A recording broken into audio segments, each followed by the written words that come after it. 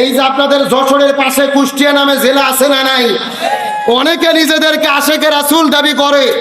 গত 2-3 দিন আগে লালনের মাজারে মেলা হয়েছে, আপনারা কি খবর জানেন? নবীর আশেক দাবি করে হাজার হাজার মানুষ লালনের দরবারে গেল। ছেলে মেয়ে মিলেমিশে একাকার, যেন মনে হচ্ছে লালনের মেলা না, ওটা গাঞ্জা খাওয়ার আসর চলতেছে। জোরে বলেন। ছেলে এবং মেয়ে একসঙ্গে বসে গেছেন। কোন মেয়ে যে বাবার পায়ে সেজদা করতেছে, নাউজুবিল্লাহ বলেন। বাবা আর ওই মেয়েদেরকে বুকে জড়িয়ে ধরতেছে, কপালের মধ্যে চুমু খাচ্ছে। জোরে কোন সুবহানাল্লাহ। কি জোরে কোন নাউজুবিল্লাহ। নিজেদের আশেকে রাসূল দাবি করে মাথায় টুপি দিয়ে, মুখের মধ্যে দাড়ি, পেছনে 1.5 হাত চুল রেখে বলতেছে সুন্নতি বাবরি, আমরা আশেকে রাসূল। অথচ গাঞ্জার আসর বসায়া লক্ষ লক্ষ মানুষ ওখানে উপস্থিত হয়ে মনে মনে গাঞ্জা ওখানে প্রকাশ্য দেবালোকে সেবন হচ্ছে। একজন এসে বলতে, আমরা তো গাঞ্জা খাচ্ছি না, সিদ্ধি করতেছি। কি করতেছে? সিদ্ধি। আবার গাঞ্জাতে সিগারেট একেবারে সুন্দর করে সিগারেট পেঁচাইয়া এইভাবে গোল করে মেয়ে মানুষ মতো সিগারেটের টান দিচ্ছে আর বলতেছে এগুলো তো সিগারেট না, আমরা সিদ্ধি করতেছি। আর আপনারা যাকে গাঞ্জা বলেন এটা তো হারাম না, এটা জায়েজ। বলতেছে কেমনে জায়েজ হলো? বলতেছে কোরআনের মধ্যে দলিল আছে, ফাবিআইয়ি আলাই রাব্বিকুমা তুকাজ্জিবান, তোমরা আল্লাহর কোন নিয়ামতকে অস্বীকার করবা? তে গাঞ্জাও তো একটা নিয়ামত। কি যুক্তি চিন্তা করে দেখছেন? গাঞ্জাও বলে আল্লাহর দেওয়া নিয়ামত, ওটা খাইয়া ওরা সিদ্ধি করতেছে। আর জেলা প্রশাসক সবাইকে ডেকেছে। ওই পীরের ওই লালনের এক ভক্ত যে বলতেছে, স্যার গাঞ্জা যদি বন্ধ করেন লালনের মেলাই হবে না। আমরা কোন প্রশাসনকে বলতে চাই, যেই মেলা গাঞ্জা ছাড়া হয় না, ওই মেলা বাংলাদেশে 90% মুসলমানের দেশে ছেলে মেয়ে অবাধে মেলামেশা করবে, কুকুরের মতো জোড়া লেগে অশ্লীলতা ছড়াবে, এমন মেলা বাংলার জমিনে চলতে দেওয়া যায় না। গাঞ্জার বেলায় বাধা হয় না, পুলিশ যায় নিরাপত্তা দেয়, অথচ ইসলামী অনুষ্ঠানে বাধা হয়। এইরকম হাজারো বাংলাদেশে পীরের দরবার আছে। আমি হক্কানি পীরের বিরুদ্ধে বক্তব্য দেই না, তবে ভণ্ড পীরের দরবারে গিয়ে মুরিদারা ভণ্ডামি করে কি করে না? জোরে বলেন। আমি কি 2-1টা বলবো? আল্লাহর ওলি খাজা বাবা, বিশ্বের ওলি খাজা বাবা, ওরে ওরে কেবলা জাগান তোমার জন্য কান্দে বাবা, লক্ষ জাকির।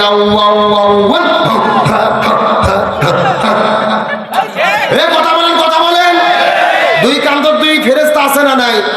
2 ফেরেশতা কলম বার করে শুধু দাঁত দিয়ে কামড়াচ্ছে। আল্লাহ বলছে, কে ফেরেশতা তোমরা কলম দাঁত দিয়ে কামড়াও কেন?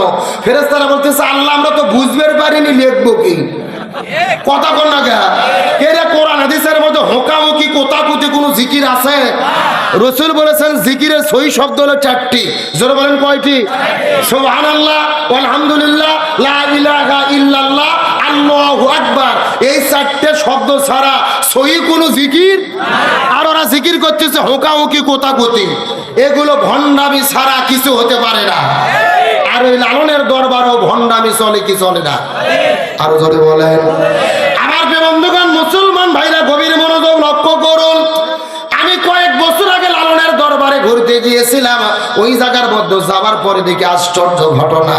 একটা পাগলের মতো লোক বসে আছে, যার মাথার মধ্যে হলো জ্বর, আর পরনের মধ্যে পরে আছে চট, আর শরীরে পাঁঠার মতো গন্ধ, কাজ দিয়ে যাওয়া যায় না। কথা কি বুঝতে পেরেছেন? আমি লক্ষ্য করে দেখি কিছু কিছু মানুষেরা যাইয়া ওই বাবার গাও ধরে টিপাটিপি করতেছে, ওই বাবার হাত পা গুলো ধরে ধরে সুন্দরী মেয়েরা টিপে দিচ্ছে।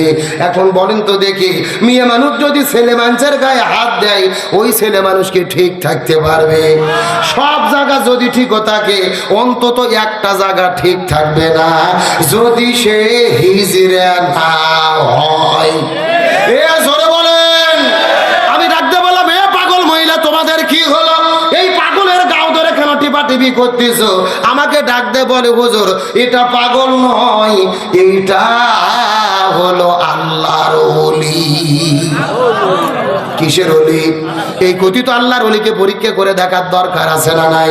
আমি কিছুক্ষণ করে লক্ষ্য করে দেখলাম, এই কথিত আল্লাহর ওলি পেশাব করার করার জন্য চলে গেল, আমিও তার পেছনে পেছনে গেলাম। যাওয়ার পরে লক্ষ্য করে দেখি বাবা পেশাব করেছে, কিন্তু পেশাব করার পরে পানি ব্যবহার করে। আমি দৃশ্যটা দেখার পর আস্তে করে বাবার কাছে চলে গেলাম। এ কথিত আল্লাহর হলে আপনি পেশাব করলেন, কিন্তু পানি কেন ব্যবহার করলেন না জানতে চাই। আমাকে ডাকতে বলে, হুজুর আপনি শরীয়তের হুজুর, মারিফত বুঝবেন না। আমি বলে শরীয়তের হুজুর, মারিফত বুঝবো না। আমি ডাকতে বললাম, এ কথিত আল্লাহর ওলি, আপনি বুঝে দিলেই তো বুঝবার পারবো, দয়া করে বলেন আপনি কেন পানি ব্যবহার করলেন না জানতে চাই। আমাকে ডাকতে বলে, হুজুর আপনি কি জানেন এই পানি কোন পানি? আমি বললাম, এই পানি কোন পানি? বলে নবীর নাতি ইমাম হোসাইন ওই কারবালার প্রান্তরে পানি পানি বলে চিৎকার করে শহীদ হয়ে গেছে। একটা ফোঁটা পানি নবীর নাতিকে দেওয়া হয় নাই। নবীর নাতি ইমাম হোসাইন পানি ব্যাগরে জমিন থেকে বিদায় নিয়ে চলে গেল। আমি ওই পানি আমার এই জায়গায় ঠেকাবো না। কথা কি বুঝতে পেরেছেন? আমি তখন ডাকতে বললাম, হে কথিত আল্লাহর ওলি, নবীর নাতি ইমাম হুসাইন পানি না পাওয়ার কারণে তুমি যদি সামনের জায়গার মধ্যে পানি না ঠেকাও, আমার কথা হলো তাহলে তুমি পায়খানা করার পরে পেছনেও পানি ঠেকাতে পারবা না। এ জোরে বলেন, এরা জাতে মাতাল কিন্তু তালে ঠিক। সামনে পানি ব্যবহার করে না, পেছনে পানি ব্যবহার করে কি করে না? আরে পায়খানা করে যদি পানি ব্যবহার না করে, আমরা হুজুর তো দূরের কথা, আর বইও ঘরের মধ্যে জায়গা দেবে না।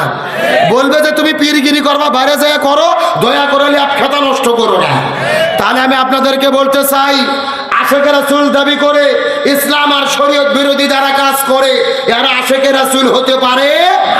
এই বাংলাদেশে রবিউল আউয়াল মাস যখন চলে আসে, আমরা দেখি রবিউল আউয়াল মাসের 12 তারিখে কিছু মানুষেরা মাথার মধ্যে সবুজ কাপড় বেঁধে নবীর জন্মদিন পালন করে, মিছিল করে, র্যালি করে, অথচ ওই নবীর বিরুদ্ধে নাস্তিক মুরতাদ বেঈমানেরা যখন কথা বলে, এদেরকে আর খুঁজে পাওয়া যায় না। তাহলে বলেন তারা কি আশেকে আসলে আশেকে রাসূল না আশেকে খিচুড়ি? এরা আশেকে হালুয়া রুটি খাওয়া আছে যেই দিন, নবীর নামে মিছিল করে সেই দিন, আর সারা বছর খুঁজে পাওয়া যায় না। এরা প্রকৃত আশেকে রাসূল নয়। প্রকৃত আশেকে রাসূল হলো তারা যারা রাসূলকে সারা জীবন পূর্ণ অনুসরণ করে। তাহলে চিৎকার করে বলেন, রাসূলকে অনুসরণ করা কি? আর জোরে বলেন। আল্লাহ তাআলা পবিত্র কোরআনুল কারীমের মধ্যে বলেন, ফাযাক্কির বিল কোরআনি মান ইয়াখাফু ওয়াঈদ। হে রাসূল, আপনি মানুষদেরকে কোরআন দিয়ে ডাকেন, কোরআন দিয়ে আলোচনা করেন, কোরআন দিয়ে ওয়াজ করেন, কোরআন দিয়ে ব্যাখ্যা করেন। যদি তাদের অন্তরে আমি আল্লাহ আমার ভয় থাকে, তাহলে তারা হেদায়েত প্রাপ্ত হবে, সঠিক পথের দিশা পাবে। বলেন সুবহানাল্লাহ। রাসূল হাদিস শরীফের মধ্যে বলেন, মান ক্বালা বিহি সাদাকা। কোরআন দিয়ে যারা কথা বলে তারা সত্য কথা বলে। ওমান আমিলা বিহি উজিরা। কোরআন দিয়ে যারা আমল করবেন, আমি আল্লাহ তাআলা তাদের নিজে হাতে পুরস্কার দান করব।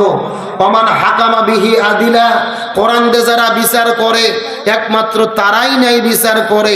ওমান দাআ ইলাইহি হাদা ফাকাদ হুদিয়া ইলা সিরাতিম মুস্তাকিম। কোরআন দিয়ে যারা মানুষদেরকে ডাকে এবং এই ডাকে যারা সাড়া দেয়, আল্লাহ তাআলা উভয়কে সিরাতুল মুস্তাকিমের পথে পরিচালিত করে। আর একটু জোরে বলেন। তবে কোরআনের মাহফিলে এসেছি, সর্বপ্রথমে ভূমিকায় আমাদের জানতে হবে, এই কোরআনের হক হলো 4টি। চিৎকার করে বলেন কয়টি? 1 নম্বর কোরআন পড়তে হবে, 2 নম্বর কোরআন বুঝতে হবে, 3 নম্বর কোরআন নিজে আমল করতে হবে, আর 4 নম্বর কোরআনের বিধান জমিনে বাস্তবায়ন করতে হবে। গভীর মনোযোগ লক্ষ্য করুন। কোরআনের 4টি হক যদি আপনি আদায় করতে যান, কোরআন পড়লে কোনো বিপদ হবে না, কোরআন আপনি বুঝলে কোনো বিপদ হবে না, কোরআন নিজে মানলে কোনো বিপদ হবে না। কিন্তু যখনই কোরআন বিধান জমিনে কায়েম করতে যাবেন, তখনই আপনাদেরকে বিপদের মধ্যে পড়তে হবে। যদি বলেন প্রমাণ, আমাদের ইমাম, বড় ইমাম আবু হানিফা রাহমাতুল্লাহ আলাইহি যতদিন কোরআন পড়েছে তার কোনো বিপদ ছিল না, কোরআন বুঝেছে তার কোনো বিপদ ছিল না, নিজে আমল করেছে তার কোনো বিপদ ছিল না। যখন ইমাম আবু হানিফা রাহমাতুল্লাহ আলাইহি ওই কোরআনের বিচার জমিনে ফয়সালা করতে গিয়েছে, তখনই তাকে 3 বছর জেলে বন্দী থাকতে হয়েছে। আমাদের বিশ্বনবী মুহাম্মদ রাসূলুল্লাহ সাল্লাল্লাহু আলাইহি ওয়াসাল্লাম যতদিন কোরআন পড়েছে তার কোনো বিপদ ছিল না, যতদিন তিনি কোরআন বুঝেছে তার কোনো বিপদ ছিল না, যতদিন নবী কোরআন নিজে মেনেছে তখন রাসূলের বিপদ ছিল না। যখন আমার নবী ঘোষণা করেছেন জমিন যার আইন চলবে তার, এই কোরআনে রাষ্ট্র কায়েম করতে হবে, তখন আমার নবীজিকে 3.5 বছর জেলে বন্দী করে রাখা হয়েছে। উহুদের ময়দানে দমদম মোবারক শহীদ করেছে, তাইফের ময়দানে রক্ত ঝরেছে, 1 নয় 2 নয় 27 বার হত্যার টার্গেটের শিকার হয়েছে। এই বাংলাদেশ শুধু নয়, তামাম পৃথিবীতে পরিচিত মুখ কোরআনের পাখি শহীদ আল্লামা দিলওয়ার হোসেন সাইদি যতদিন কোরআন পড়েছে তার কোনো বিপদ ছিল না, কোরআন বুঝেছে তার কোনো বিপদ ছিল না, কোরআন নিজে মেনেছে তার কোনো বিপদ ছিল না। যখন আল্লামা সাইদি পার্লামেন্টে গিয়ে ঘোষণা করেছে জমিন যার আইন চলবে তার, এই কোরআন শুধু পড়ার জন্য আসেনি, এই কোরআন শুধু বোঝার জন্য আসে নাই, এই কোরআন দিয়ে বাংলাদেশ পরিচালিত করতে হবে, তখন আল্লামা সাইদিকে 13 বছর জেলে বন্দি রেখে হসপিটালে ভর্তি করে ইনজেকশনের শিরিষে বিষ ঢুকায়া আল্লামা সাইদিকে পরিকল্পিতভাবে হত্যা করা হয়েছে। তার মানে বোঝা গেল কোরআন পড়লে বিপদ হয় না, কোরআন বুঝলে বিপদ হয় না, কোরআন নিজে মানলে বিপদ হয় না, কিন্তু কোরআনের বিধান জমিনে কায়েমের আন্দোলন করতে গেলে বিপদ হয়। এখন আলোচনা শুরু করার পূর্বে বলতে চাই, যশোরের মুসলমান এই কোরআনের 4টে হককে আদায় করতে রাজি আছেন? জোরে বলেন রাজি আছেন? সুতরাং আজকের প্রোগ্রামের শুরুতে শপথ গ্রহণ করি, কোরআন পড়ব, কোরআন বুঝবো, কোরআন দিয়ে জীবন গড়ব। এই কোরআনের 4টে হক আদায় করতে গিয়ে প্রয়োজনে ঘর ছাড়বো, বাড়ি ছাড়বো, নবীর তরিকায় জেলে বন্দী হব, শরীর থেকে রক্ত ঝরাবো, তারপরও কোরআন ছাড়া হব না। কারা কারা রাজি আছেন? দুটি হাত আল্লাহকে তুলে দেখা দেন, একজন তাকবীর দেন দেখি।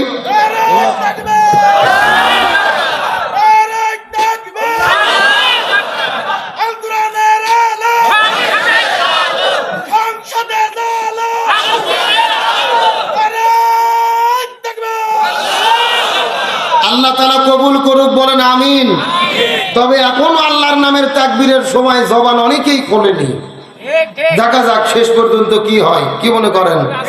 দরুদ ও সালাম পড়ি সেই বিশ্ব মানবতার মুক্তির দূত মুহাম্মদ রাসূলুল্লাহ সাল্লাল্লাহু আলাইহি ওয়াসাল্লামের প্রতি, যে রাসূলের জীবন এবং সিরাত মানা আল্লাহ তাআলা আমাদের জন্য ফরজ করে দিয়েছেন। সুবহানাল্লাহ বলেন।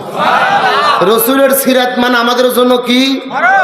একেবারে ভূমিকা ছাড়াই ডাইরেক্ট আলোচনা। বাংলাদেশের 90% মুসলমান, অধিকাংশ মানুষের ধারণা রাসূলের জীবন মানা হলো সুন্নাত। রাসূলের জীবন মানা কি? অর্ধেক লোক উত্তর দিলেন, অর্ধেক লোক দিলেন না। সম্পূর্ণ কোরআন বিরোধী বক্তব্য যে রাসূলের জীবন মানা সুন্নাত, এটা ভুয়া কথা। রাসূলের জীবন এবং আদর্শ মেনে চলাকে ফরজ করেছেন কে? তাহলে সকলে চিৎকার করে বলবেন রাসূলের সিরাত মানা কি? রাসূলের আদর্শ মানা কি? এখন ফরজ কি আব্দুল সালাম যুক্তিবাদীর কথায় হবে? সভাপতির কথায় হবে? ফরজ হতে গেলে হুকুম লাগবে কার? আরো জোরে বলেন। আমার প্রিয় বন্ধুগণ, মুসলমান ভাইরা গভীর মনোযোগ লক্ষ্য করুন। কোনো দিকে নজর নেই, কোনো দিকে তাকাতাকি নাই। কোরআন হাদিসের আলোকে চুম্বক কিছু কথা বলার পরে বিদায় নিয়ে চলে যাওয়ার চেষ্টা করব। আমার আল্লাহ তাআলা কোরআনুল কারীমের মধ্যে কত চমৎকার করে বলেন, কুল ইন কুনতুম তুহিব্বুনাল্লাহা ফাত্তাবিউনি ইউহিব্বুকুমুল্লাহ ওয়া ইয়াগফির লাকুম যুনুবাকুম ওয়াল্লাহু গফুরুর রহিম। আরো জোরে বলেন দেখি আল্লাহু আকবার। সূরা আল ইমরান 3 নম্বর পারার 13 নম্বর পৃষ্ঠার 4 নম্বর লাইন 4th নম্বর উপর 31 নম্বর আয়াতে কারিমা। তাফসির ইবনে কাসির, তাফসিরে কাবির, তাফসিরে কুরতুবী, তাফসিরে মনির, তাফসিরে মারিফুল কোরআন, তাফসিরে খাজেন, তাফসিরে তাবারি, তাফসিরে ফি জিলালিল কোরআন, তাফসিরে তাফহিমুল কোরআন। এই আয়াতের উপর ভিত্তি করে এক নয় দুই নয় অন্তত 10টা তাফসির গ্রন্থ আমি দেখেছি। এই আয়াতের মধ্যে আল্লাহ তাআলা এত পরিমাণ কথা বলেছেন। এই আয়াতের উপর ভিত্তি করে বর্তমান প্রেক্ষাপটকে মিল করে যদি আলোচনা শুরু করা হয়, আলোচনা চলতে চলতে দিনের পর দিন চলে যাবে, মাসের পরে মাস চলে যাবে, তারপরও আলোচনা শেষ হবে না। জোরে বলা যাবে কি মারহাবা। এই যশোরের মুসলমান গভীর মনোযোগ লক্ষ্য করুন। এই আয়াতের মধ্যে আল্লাহ সর্বপ্রথম ডাক দিয়ে বললেন, কুল, হে রাসূল আপনি বলে দেন, तमाम পৃথিবীর মানুষদেরকে জানায়া দেন, ইন কুনতুম তুহিব্বুনাল্লাহ, মানুষেরা যদি আমি আল্লাহ আমার ভালোবাসা পেতে চাই, আমি আল্লাহ আমার সান্নিধ্য লাভ করতে চাই, এখন আমি আপনাদের জিজ্ঞাসা করি, বলেন তো আমরা আল্লাহর ভালোবাসা চাই কি চাই না? আল্লাহর সন্তুষ্ট চাই কি চাই না? কারা কারা আল্লাহর ভালোবাসা চাই? দুটি হাত তুলে দেখান। লিল্লাহি তাকবীর। এ যশোর ঝেকরগাছার মুসলমান গভীর মনোযোগ। আল্লাহ তাআলা ডাক দিয়ে বলেন, ইয়া রাসূলুল্লাহ, तमाम পৃথিবীর মানুষদেরকে জানায়া দেন, মানুষেরা যদি আমি আল্লাহ আমার ভালোবাসা পেতে চাই, সান্নিধ্য লাভ করতে চাই, तमाम পৃথিবীর মানুষদেরকে জানাই দেন, আমি আল্লাহ যদি আমার ভালোবাসা পেতে চাই, আপনার বান্দাদেরকে কাজ করতে হবে একটি। চিৎকার করে বলেন কয়টি? আপনার উম্মতদেরকে আমল করতে হবে একটি, আর সেই কাজ হলো ফাত্তাবিউনি, আপনার উম্মতেরা যেন আপনি নবী আপনাকে অনুসরণ করে। সুবহানাল্লাহ বলেন। আপনাকে কি করে? এ ভালো করে বোঝেন, আলোচনার মেইন টপিক। এই বাংলাদেশের বহু হুজুরের মুখে এই আয়াতের আলোচনা আপনারা শুনেছেন। যশোর জেলার অনেক হুজুর ওয়াজ করেছে যে তাহলে তারা যেন আপনি নবী আপনাকে ভালোবাসে, এরকম আলোচনা শুনেছেন না? ভালো করে বোঝেন, আমরা অবশ্যই নবীকে ভালোবাসবো। নবীকে ভালোবাসা হলো ঈমানের অংশ। তার কারণ রাসূল বলেন, লা ইউমিনু আহাদুকুম হাত্তা আকুনা হাব্বা ইলাইহি মিন ওয়ালিদিহি ওয়া ওয়ালাদিহি ওয়ান নাসি আজমাইন। ওই ব্যক্তি প্রকৃতপক্ষে ঈমানদার হতে পারবে না যে ব্যক্তি নিজের জীবনের চেয়ে, স্ত্রী সন্তান সম্পদের চেয়ে নবীকে বেশি ভালোবাসতে না পারবে। সুবহানাল্লাহ বলেন। আমরা অবশ্যই নবীকে ভালোবাসবো, কিন্তু এই আয়াতের দাবি হলো শুধু ভালোবাসলে হবে না, ফাত্তাবিউনি, ভালোবাসার পাশাপাশি নবীকে অনুসরণ করতে হবে। জোরে বলেন কি করতে হবে? তার কারণ বাংলাদেশের যে পরিবেশ চলতেছে খুবই স্লো, একদম স্লো করে অ্যাঙ্গেল করে দাও, এখানে রাখো, ডাইরেক্ট আমার গায়ে নয়, পায়ে অ্যাঙ্গেল করে দাও এখানে থেকে, আস্তে। গভীর মনোযোগ ভালো করে বোঝার চেষ্টা করেন। এই বাংলাদেশের 90% মুসলমান নবীকে ভালোবাসার লোকের অভাব নাই, কিন্তু নবীর আদর্শকে অনুসরণ করার লোকের বড় অভাব। এই যে আপনাদের যশোরের পাশে কুষ্টিয়া নামে জেলা আছে না নাই, অনেকে নিজেদেরকে আশেকে রাসূল দাবি করে। গত 2-3 দিন আগে লালনের মাজারে মেলা হয়েছে, আপনারা কি খবর জানেন?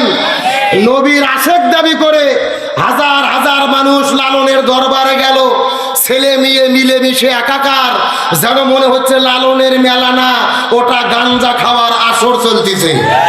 এ জোরে বলেন। ছেলে এবং মেয়ে একসঙ্গে বসে গেছেন, কোন মেয়ে যে বাবার পায়ে সেজদা করতেছে, নাউজুবিল্লাহ বলেন।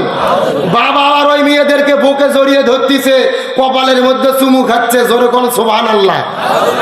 কি এ জোরে কোন নাউজুবিল্লাহ। নিজেদের আশেকে রাসূল দাবি করে মাথায় টুপি দিয়ে, মুখের মধ্যে দাড়ি, পেছনে 1.5 হাত চুল রেখে বলতেছে সুন্নতি বাবরি, আমরা আশেকে রাসূল। অথচ গাঞ্জার আসর বসায়া লক্ষ লক্ষ মানুষ ওখানে উপস্থিত হয়ে মনে মনে গাঞ্জা ওখানে প্রকাশ্য দেবালোকে সেবন হচ্ছে। একজন এসে বলতে, আমরা তো গাঞ্জা খাচ্ছি না, সিদ্ধি করতেছি। কি করতেছে? সিদ্ধি। আবার গাঞ্জাতে সিগারেট একেবারে সুন্দর করে সিগারেট পেঁচাইয়া এইভাবে গোল করে মেয়ে মানুষ মতো সিগারেটের টান দিচ্ছে, আর বলতেছে এগুলো তো সিগারেট না, আমরা সিদ্ধি করতেছি। আর আপনারা যাকে গাঞ্জা বলেন, এটা তো হারাম না, এটা জায়েজ। বলতেছে কেমনে জায়েজ হলো? বলতেছে কোরআনের মধ্যে দলিল আছে, ফাবিআইয়ি আলাই রাব্বিকুমা তুকাজ্জিবান, তোমরা আল্লাহর কোন নিয়ামতকে অস্বীকার করবা? তে গাঞ্জাও তো একটা নিয়ামত।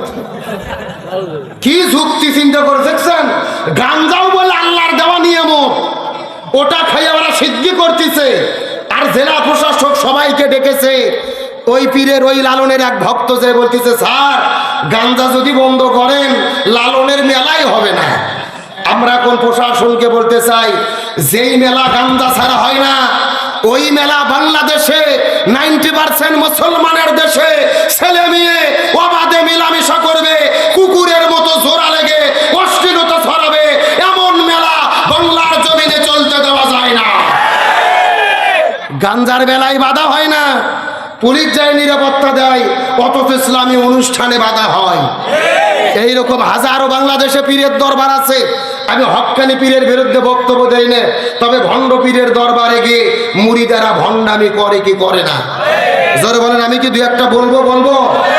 আল্লাহর ওলি খাজা বাবা, বিশ্বের ওলি খাজা বাবা, ওরে ওরে কেবলা জাগান তোমার জন্য কান্দে বাবা, লক্ষ জাকির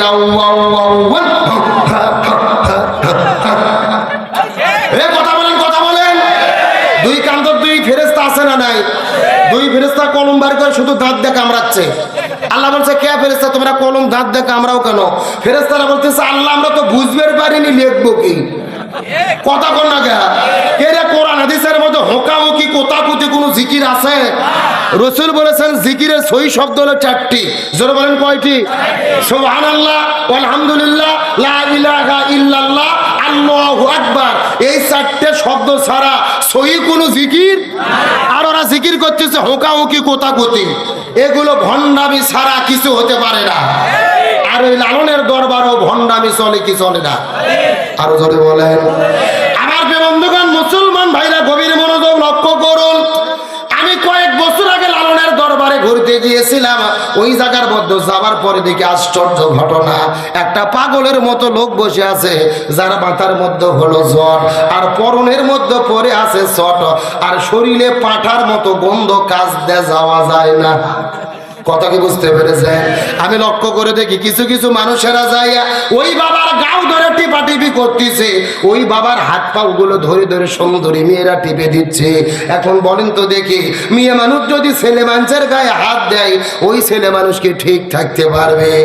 সব জায়গা যদি ঠিক থাকে, অন্তত একটা জায়গা ঠিক থাকবে না, যদি সে হিজড়া না হয়। এ জোরে বলেন। আমি ডাকতে বললাম, এ পাগল মহিলা, তোমাদের কি হলো? এই পাগলের গাও ধরে কেন টিপাটিপি করতেছ? আমাকে ডাকতে বলে, হুজুর এটা পাগল নয়, এইটা হলো আল্লাহর ওলি। কিসের ওলি? এই কথিত আল্লাহর ওলিকে পরীক্ষা করে দেখার দরকার আছে না নাই?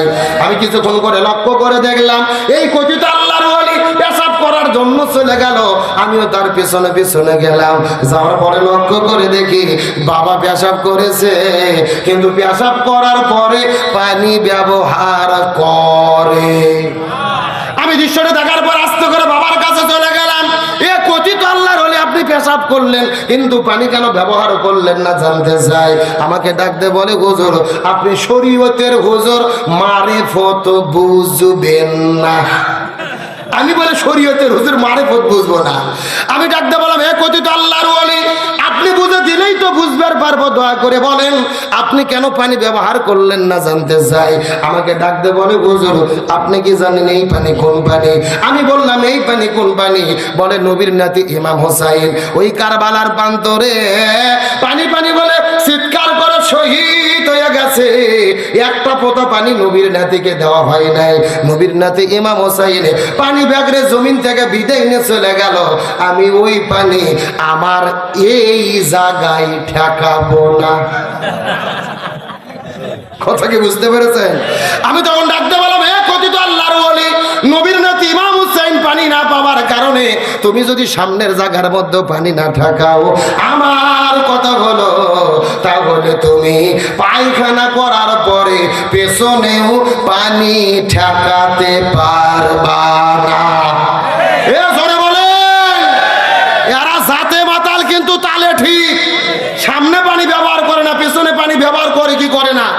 আরে পায়খানা করে যদি পানি ব্যবহার না করে, আমরা হুজুর তো দূরের কথা, আর বইও ঘরের মধ্যে জায়গা দেবে না, বলবে যে তুমি পীরগিরি করবা, বাইরে যায় করো, দয়া করে ল্যাপ খাতা নষ্ট করো না। তাহলে আমি আপনাদেরকে বলতে চাই, আশেকে রাসূল দাবি করে ইসলাম আর শরীয়ত বিরোধী যারা কাজ করে, এরা আশেকে রাসূল হতে পারে। এই বাংলাদেশে রবিউল আউয়াল মাস যখন চলে আসে, আমরা দেখি রবিউল আউয়াল মাসের 12 তারিখে কিছু মানুষেরা মাথার মধ্যে সবুজ কাপড় বেঁধে নবীর জন্মদিন পালন করে, মিছিল করে, র্যালি করে, অথচ ওই নবীর বিরুদ্ধে নাস্তিক মুরতাদ বেঈমানেরা যখন কথা বলে, এদেরকে আর খুঁজে পাওয়া যায় না। তাহলে বলেন তারা কি আসলে আশেকে রাসূল না আশেকে খিচুড়ি? এরা আশেকে হালুয়া রুটি খাওয়া আছে যেই দিন, নবীর নামে মিছিল করে সেই দিন, আর সারা বছর খুঁজে পাওয়া যায় না। এরা প্রকৃত আশেকে রাসূল নয়, প্রকৃত আশেকে রাসূল হলো তারা যারা রাসূলকে সারা জীবন পূর্ণ অনুসরণ করে। তাহলে চিৎকার করে বলেন, রাসূলকে অনুসরণ করা কি? আরো জোরে বলেন। আমার বন্ধুগণ, মুসলমান ভাইরা, গভীর মনোযোগ লক্ষ্য করুন। আমার নবীজির জীবনকে অনুসরণ করে আল্লাহ তাআলা ফরজ করে দিলেন। এই সম্পর্কে আমার আল্লাহ তাআলা চমৎকার করে কোরআনের মধ্যে বলেন, ওয়ামা আতাকুমুর রাসূলু ফাখুযুহু ওয়ামা নাহাকুম আনহু ফান্তাহু। সূরা হাসর 28 নম্বর পারার 7 নম্বর পৃষ্ঠার 9 নম্বর লাইন, 7 নম্বর আয়াতে কারিমা। তাফসীর ইবনে কাসিরের মধ্য থেকে বলতেছি, আল্লাহ তাআলা ডাক দিয়ে বলেন, এ পৃথিবীর মানুষেরা, তোমরা যদি এই দুনিয়ার মধ্যে শান্তি পেতে চাও আর আখিরাতের মধ্যে মুক্তি পেতে চাও, ওমা আতাকুমুর রাসূলু ফাখুযু, নবী যেটা করেছেন সেটা তোমাদের করতে হবে। ওমা নাহাকুম আনহু ফান্তাহু, নবী যেটা করে নাই, যেটা করতে নিষেধ করেছেন সেটা থেকে তোমাদের দূরে থাকতে হবে। তার মানে বোঝা গেল, আমার নবী পুরো জীবনের ভেতরে যা যা করেছে আমাদেরকেও তাই তাই করতে হবে। আর নবী যেটা করে নাই আমাদের সেটা করা যাবে না। চিৎকার করে বলেন তো দেখি, হুকুম কার? আরো জোরে। এ দশটা মুসলমান, গভীর মনোযোগ। এই ছেলে, ক্যামেরার পিছে কিসের গল্প? আপনার ক্যামেরা লাগাইছে, বসেন দেখি। আমার বন্ধুগণ, মুসলমান ভাইরা, গভীর মনোযোগ লক্ষ্য করেন। নবী পুরো জীবনের মধ্যে কি কি করেছে আর আমাদের জন্য কি কি করা দরকার, এই বিষয়টা বোঝানোর পর আপনাদের মধ্য থেকে বিদায় নিয়ে চলে যাওয়ার চেষ্টা করব। কথাগুলো সুন্দর করে বোঝার চেষ্টা করবেন। আমার নবী মক্কার মধ্য থেকে ওই মদিনায় হিজরত করে চলে গেলেন।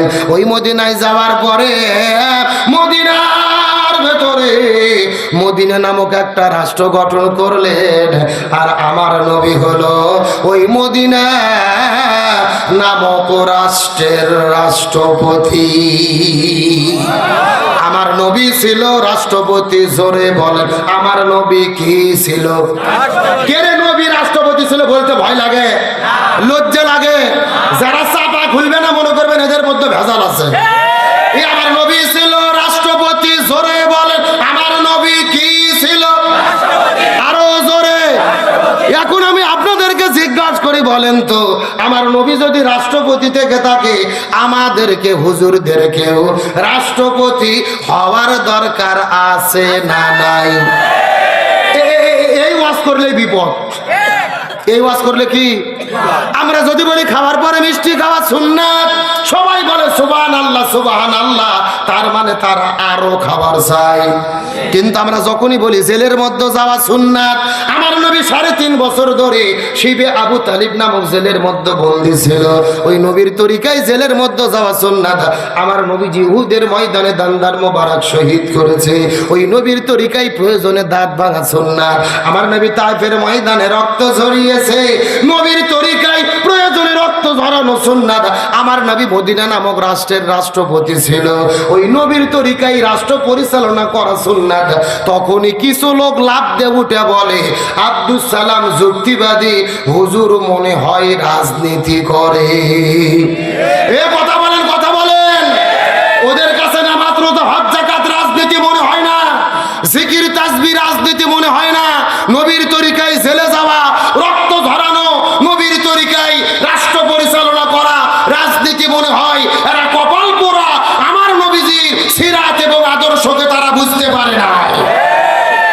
অত সোজা নয়। আমার নবী ছিল মসজিদুল নববীর ইমাম, আবার মদিনা নামক রাষ্ট্রের রাষ্ট্রপতি। তার মানে বোঝা গেল যিনি মসজিদের ইমাম হবে তাকেই সমাজের ইমাম হতে হবে। কিন্তু আমরা ভাগ করে দিয়েছি, একেবারে হুজুর করে বাঁটে ভাগ করে দিছি যে হুজুরদের কাজ শুধু মসজিদে নামাজ পড়াবে, মাদ্রাসাতে বুখারী শরীফ পড়াবে, আর পীরের খানকার যে জিকির করবে এর বাইরে কোনো দায়িত্ব নাই। কথা কোন না, আমরা মসজিদ মাদ্রাসা খানকা নিয়ে বসে আছি আর জালেমেরা পুরো জমিন দখল করছে। এ কথা বলেন, অত সোজা নয়। আমার আল্লাহ তাআলা মানুষ সৃষ্টি করার আগে, আদম আলাইহিস সালামকে সৃষ্টি করার আগে বলেছিলেন, ওয়াইজ ক্বালা রাব্বুকা লিল মালাইকাতি ইন্নী জাইলুন ফিল আরদি খলিফা। আল্লাহ কিন্তু বলেনি ফিল মসজিদে খলিফা, আমি মসজিদে খলিফা পাঠাবো, ফিল মাদ্রাসায়ে খলিফা, আমি মাদ্রাসায়ে খলিফা পাঠাবো, ফি খানকায়ে খলিফা, আমি খানকা শরীফে খলিফা পাঠাবো।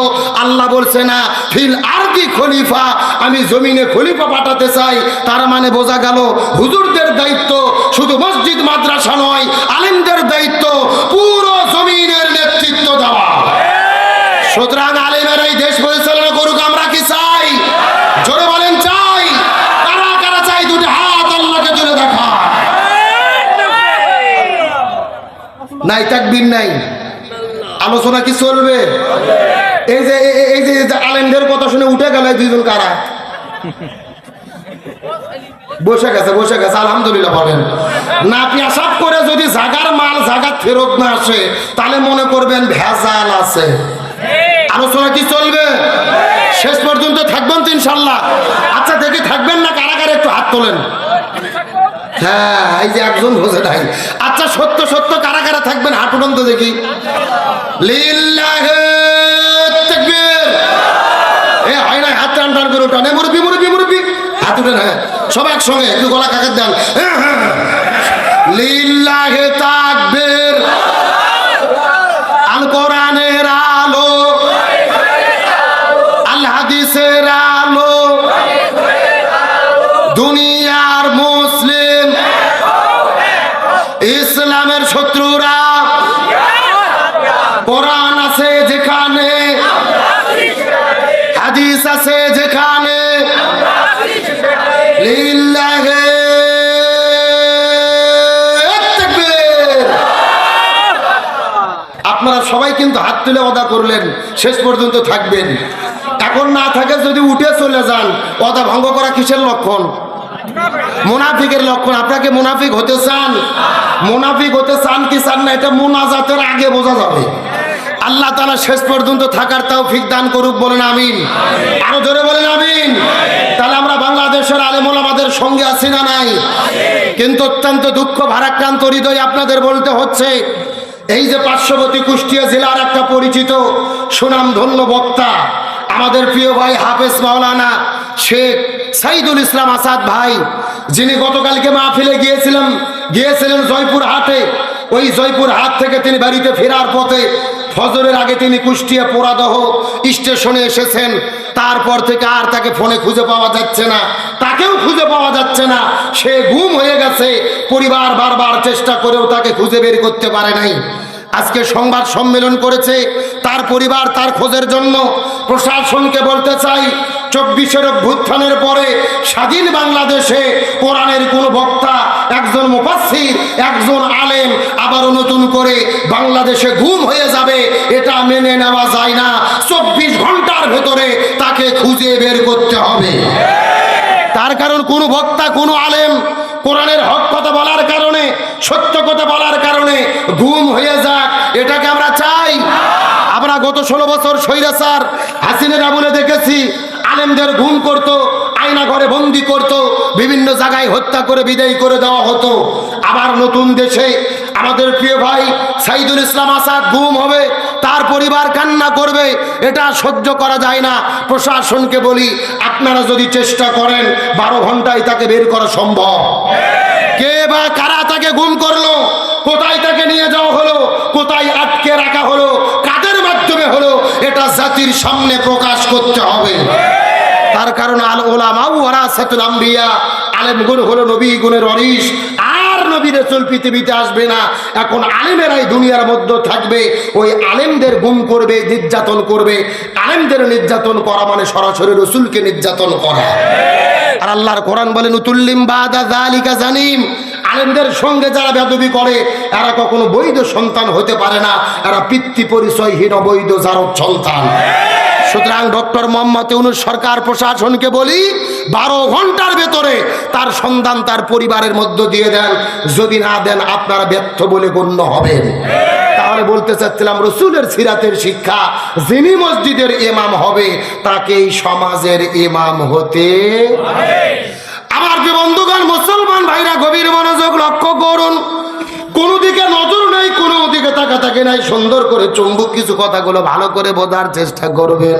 আমার নবী যেই জমিনের ভেতরে শান্তি প্রতিষ্ঠা করার জন্য 17 বছর বয়সের ভেতরে এই জমিনের মধ্যে একটা দল গঠন করেছিল, যেই দলের নাম হলো হিলফুল ফুজুল। কি নাম বললাম? এ মুসলমান ভাইরা গভীর মনোযোগ লক্ষ্য করুন, নবীজি 17 বছর বয়সের ভেতরে এই জমিনের ভেতরে হিলফুল ফুজুল নামক দল গঠন করার পরে 17 বছর থেকে শুরু করে 40 বছর পর্যন্ত নবীজি চেষ্টা করলো এই জমিনের মধ্যে শান্তি কায়েম করার জন্য। কিন্তু দুর্ভাগ্যজনক ব্যাপার হলো 23 বছর ধরে চেষ্টা করার পরে এই জমিনের ভেতরে শান্তি কায়েম করতে পারলো না। এ দশরে মুসলমান বোঝার চেষ্টা করবেন, নবীজি 23 বছর ধরে চেষ্টা করেছে কিন্তু জমিনের ভেতরে শান্তি কায়েম করতে পারলো না। কিন্তু নবীজির বয়স যখন 40 বছর হয়ে গেল, আল্লাহ নবীজির উপরে কোরআন নাজিল করলেন। নবীজি যখন কোরআনের দাওয়াত দেওয়া শুরু করে দিল, এই কোরআন জমিনে বাস্তবায়ন হয়ে গেল, এই জমিনে শান্তি প্রতিষ্ঠা হয়ে গেল। নবীর জীবনটাকে 2 ভাগে ভাগ করার চেষ্টা করেন। নবুয়ত পাওয়ার আগের হলো 23 বছর আর পরের হলো 23 বছর। 17 থেকে শুরু করে 40 পর্যন্ত নবুয়ত পাওয়ার আগে 23 বছর, আবার 40 থেকে শুরু করে 63 পর্যন্ত নবুয়ত পাওয়ার পরের হলো 23 বছর। আগে 23 বছর নবী চেষ্টা করেছে কিন্তু জমিনের ভেতরে শান্তি কায়েম করতে পারলো না। পরের 23 বছরে নবীজি কেন শান্তি কায়েম করতে পারলো? এর পেছনে কারণ হলো আগের 23 বছরের ভেতরে নবীজির কাছে দল ছিল, কিন্তু নবীজির দলের সংবিধান আল্লাহর কোরআন ছিল না। এ কথা কি বোঝা যায়? ভালো করে বোঝেন। আপনার আমার মতো 2 টাকার ছুটকে ফটকে হুজুর না, এলাকার তেল তেলা গোয়েন্দার নেতা নয়, স্বয়ং বিশ্বনবী 23 বছর ধরে তার দলের দ্বারা শান্তি কায়েমের চেষ্টা করেছে কিন্তু নবীজি শান্তি কায়েম করতে পারে নাই। নবীজির বয়স যখন 40 বছর হলো, নবীজির উপরে কোরআন নাজিল হলো, নবী কোরআন জমিনে কায়েম করলেন, তারপরে শান্তি প্রতিষ্ঠা হলো। এখান থেকে রাসূলের সিরাতের শিক্ষা হলো এই বাংলাদেশে যতগুলো রাজনৈতিক দল এই জমিনে শান্তি কায়েমের জন্য ঘোষণা দিচ্ছে, ওই দলের দ্বারা এই জমিনে শান্তি কায়েম সম্ভব হবে না যেই দল এই জমিনের ভেতরে আল্লাহর কোরআনের সংবিধান দিয়ে পরিচালিত হয় না। কথা কি ক্লিয়ার না ভেজাল আছে? কেন ভাই, যেই দল নিজেরাই কোরআন দিয়ে চলে না, ওদের নিজেদের মধ্যে তো মারামারি করে দলাদলি করে 1 বছরে 110 জন কুপকার। কথা বলেন না কেন? তার মানে বোঝা গেল শান্তির জন্য কি লাগবে। অথচ আমাদের মনে দুঃখ এবং কষ্ট, স্বৈরাচার হাসিনা পালিয়ে গেছে, জুলুম বন্ধ হয়নি। এই যে 2 দিন আগে নোয়াখালীতে আমাদের ছাত্র ভাইরা একটা মসজিদের ভেতরে কোরআনের দার্সের প্রোগ্রাম করেছে, দার্সুল কোরআন প্রোগ্রাম চলতেছিল, ওই মসজিদের ভেতরে সন্ত্রাসীরা গিয়ে তাদেরকে হামলা করেছে। ভালো করে বোঝেন দার্সুল কোরআন কাকে বলে, তাফসীরও যা, দার্সুল কোরআনও তা। এক জায়গায় যখন কোরআনের দার্স হয়, যে আয়াত সম্পর্কে দার্স হবে, এই আয়াতের শানে নজুল কি, নামকরণ কেন করা হলো, নাজিলের প্রেক্ষাপট কি, ব্যাখ্যা কি, শিক্ষা কি, তার মানে যেই আলোচনায় কোরআনের মূল সার নির্যাস প্রকাশ করা হয়, সেই দার্সুল কোরআনের প্রোগ্রামে হামলা করে যারা রক্তাক্ত করলো, এরা জালেম ছাড়া কিছু হতে পারে না। কারণ আল্লাহর কোরআন বলেছেন ওমা নাজলামু মিম্মান মানা মাসাজিদাল্লাহ, ওরাই হলো সবচাইতে বড় জালেম যারা মসজিদের ভেতরে মানুষদেরকে আল্লাহর কোরআনের কথা বলতে বাধা দেয়। এখন আবার অনেকেই ফতোয়া দিচ্ছে যে মসজিদে রাজনীতি চলবে না, মসজিদে কোরআনের কথা চলবে না। হ্যাঁ, তাদের কথা ঠিক, মসজিদে রাজনীতি চলবে না, তবে কোন রাজনীতি? যারা বাপ দাদার রাজনীতি করে। কিন্তু যারা নবীর রাজনীতি করে, আমার নবী মসজিদুল নববীর ভেতর থেকে এই কোরআন দিয়ে মদিনা নামক রাষ্ট্র পরিচালনা করেছে। তার মানে মদিনার সংসদ ছিল ওই মসজিদুল নববী, মসজিদ থেকে রাষ্ট্র পরিচালনা হয়েছে। তার মানে যাদের রাজনীতি কোরআনের রাজনীতি, রসুলের রাজনীতি, এদের রাজনীতি মসজিদ কেন্দ্রিকই হতে হবে। আর যারা বাবার রাজনীতি করে, দাদার রাজনীতি করে, ধর্মনিরপেক্ষতাবাদ, জাতীয়তাবাদ, সোশ্যালিজম, ক্যাপিটালিজম, মানব রচিত আইন দিয়ে রাজনীতি করে, তাদের রাজনীতি মসজিদে চলবে না। ফতোয়াটা ভালো করে বুঝবেন। আমার নবী মদিনা নামক রাষ্ট্র মসজিদ থেকে চালাইছে না? সাহাবীদেরকে কোরআনের আলোচনা করেছে না? তে ওরা দারসুল কোরআন প্রোগ্রাম করতেছে, আপনারা হামলা করলেন কেন? প্রয়োজনে আপনারাও আর এক মসজিদে দারসুল কোরআন প্রোগ্রাম করেন, আমরাও যাব। কোরআনের সাথে তো কোনো শত্রুতা নাই। কোরআন কি কারো বাপদাদার সম্পত্তি? কোরআন সকলের, সমস্ত মুসলমানের, সমস্ত হিন্দুর, সমস্ত বন্ধুর, মানে বৌদ্ধর। কোরআন হলো সবার জন্য। সুবহানাল্লাহ বলেন। এই জন্য বলতে চাই, দয়া করে হিংসা করতে গিয়ে কোরআনের প্রোগ্রামে হামলা করে মসজিদকে রক্তাক্ত করবেন না, আল্লাহর কাছে ক্ষমা পাওয়া যাবে না। এই জন্য আল্লাহর কোরআন বলেছেন, ওয়াতাসিমু বিহাবলিল্লাহি জামিয়াও ওয়ালা তাফাররাকু, তোমরা যদি মুসলমান হও, জমিনে দ্বীন কায়েমের আন্দোলন করো, আল্লাহর কোরআনকে আঁকড়ে ধরো, কখনো তোমরা বিচ্ছিন্ন হইও না। আল্লাহর কোরআন বলেছেন, ওয়ালতাকুম মিনকুম উম্মাতুন ইয়াদউনা ইলাল খায়র ইয়ামুরুনা বিল মারুফ ওয়া ইয়ানহাউনা আনিল মুনকার, তোমাদের মধ্যে অবশ্যই একটা দল থাকবে যারা ভালো কাজের আদেশ করবে, অন্যায় কাজে বাধা দেবে। আল্লাহর কোরআন বলেছেন, আল্লাযীনা ইম্মাক্কান্নাহুম ফিল আরদি আকামুস সালাহ ওয়া আতাউজ যাকাত ওয়া আমারু বিল মারুফ ওয়া নাহাউ আনিল মুনকার। কোন মুসলমান দল যদি ক্ষমতায় যায়, চারটি কর্মসূচি বাস্তবায়ন করবে। 1 নম্বর নামাজ বাধ্যতামূলক করবে, 2 নম্বর যাকাত ভিত্তিক অর্থনীতি কায়েম করবে, 3 নম্বর ভালো কাজ চালু করবে, 4 নম্বর মন্দ কাজ বন্ধ করবে। সুতরাং ক্ষমতায় যাওয়ার পরে এই কোরআনের 4 কর্মসূচি যারা বাস্তবায়ন করবে, ইমানদার মুসলমান হিসেবে তাদের পক্ষেই আমাদের থাকতে হবে। তার কারণ চিৎকার করে বলে, শান্তির জন্য লাগবে কি? এই জন্য আমার আল্লাহ তাআলা কোরআনুল কারীমের মধ্যে কত চমৎকার করে বর্ণনা করে বলেন, আল্লাহ রাব্বুল আলামিনের ঘোষণা, ওয়া মান আরাদা আন যিকরি ফাইন্না লাহু মাঈশাতান দাঙ্কা ওয়া নাহশুরুহু ইয়াওমাল কিয়ামাতি আমা। সূরা তাহা 16 নম্বর পারার 19 নম্বর পৃষ্ঠার 13 নম্বর লাইন 124 নম্বর আয়াতে কারিমা তাফসীর ইবনে কাসিরের মধ্য থেকে বলতেছি, আল্লাহ রাব্বুল আলামিন বলে, পৃথিবীর মানুষেরা ভালো করে বোঝার চেষ্টা করো, এই কোরআন বাদ দিয়ে যারা জীবন পরিচালনা করবে, এদের জীবনের ভেতরে আমি আল্লাহ কোনো শান্তি রাখবো না। মাঈশাতান দঙ্কা, তাদের জীবনটা অশান্তিতে ভরে দেব। আর এই জীবনের ভেতরে কোরআন বাদ দিয়ে যারা জীবন চালাবে, ওই আখিরাতের ময়দানে আমি তাদের 2 চোখকে কানা করে, অন্ধ করে হাসরের ময়দানে উত্তোলন করা হবে। জোরে বলেন নাউজুবিল্লাহ। কোরআন যারা মেনে চলবে না, তাদের 2 চোখে অন্ধ করে হাসরে কে উঠাবে? আর তাদের জীবনে অশান্তি দেবে কে? তাহলে জোরে বলেন, শান্তির জন্য কি রাখবে? এই জন্য আল্লাহর কোরআন বলেন, ফামান তাবিয়া হুদায়া ফালা খাউফুন আলাইহিম ওয়ালা হুম ইয়াহজানুন। লক্ষ্য করেন, এই যেখানে আপনারা লিখে দিয়েছেন আব্দুল সালাম যুক্তিবাদী, আমি যুক্তি দিয়ে কিছু কথা আপনাদেরকে বুঝাই। মনে করেন যে বাংলাদেশের ঢাকা শহরে বিশাল বড় একটা পানির ট্যাঙ্কি আছে। যারা বলেন কিসের ট্যাঙ্কি? ওই ট্যাঙ্কির মধ্যে থেকে পাইপ দিয়ে দিয়ে বাংলাদেশের 64টা জেলায় পানি সাপ্লাই দেওয়া হয়। কিন্তু ঢাকাতে যে পানির ট্যাঙ্কি আছে, ওই ট্যাঙ্কির ভেতরে একটা মরা বিড়েল মরিয়ে পচে গন্ধ উঠে আছে। আমার কথা বোঝা যায়?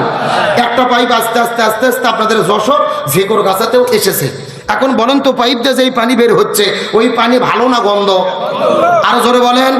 এখন গন্ধওয়ালা পানি বের হওয়ার পরে যশোর জেলাতে যত বড় বড় হুজুর আছে, ইমাম, মসজিদ, খতিব, মুফতি, মুহাদ্দিস, ফকি, সব আলেমদেরকে ডেকে বলা হয়েছে, এই হুজুরের গোষ্ঠীরা এই যে গন্দালা পানি বের হচ্ছে তোমরা ফু দিয়ে দিয়ে পরিষ্কার করো। হবে? এই কথা বলেন হবে? আচ্ছা, যশোর জেলার হুজুর তো দূরের কথা, কাবা শরীফের ইমামও যদি আসে ফু দেয়, পানি পরিষ্কার হবে? আচ্ছা বলেন তো, পানি পরিষ্কার করতে গেলে কি পরিষ্কার করা লাগবে? ওই ঢাকা শহরের ট্যাঙ্কি পরিষ্কার করা লাগবে। এটা কি বুঝতে পেরেছেন? এবার আসল ওয়াজ শোনেন, আসল ওয়াজ। এই বাংলাদেশের শান্তি প্রতিষ্ঠার একটা ট্যাঙ্কি আছে যার নাম হলো সংসদ ভবন। আরো ধরে বলেন। আর ওই সংসদের ভেতর থেকে বাবার আইন, দাদার আইন, চাচার আইন, খালুর আইন, ফুপার আইন, কার্ল মার্ক্সের আইন, লেনিনের আইন, পুতিনের আইন, সক্রেটিসের আইন, প্লেটোর আইন, ধর্মনিরপেক্ষতাবাদ, জাতীয়তাবাদ, সোশ্যালিজম, ক্যাপিটালিজম, মানব রচিত তন্ত্র মন্ত্রকে জুতা এবং ঝাঁটাপিটা করে যতদিন বিদায় করে কোরআন পার্লামেন্টে ঢুকাইয়া কোরআন দিয়ে বাংলাদেশ পরিচালিত না হবে ততদিন পর্যন্ত এই জমিনের ভেতরে শান্তি আসতে পারে না, পারে না, পারে না। সুতরাং সমস্ত তন্ত্র মন্ত্রকে জুতা এবং ঝাঁটাপিটা করে আগামীর পার্লামেন্টে কোরআন ঢুকাইয়া কোরআন দিয়ে বাংলাদেশ পরিচালনা করার পক্ষে কারা কারা আছেন দুটি হাত আল্লাহকে তুলে দেখা। দান দেখে একজন তাকবীর দান দেখি।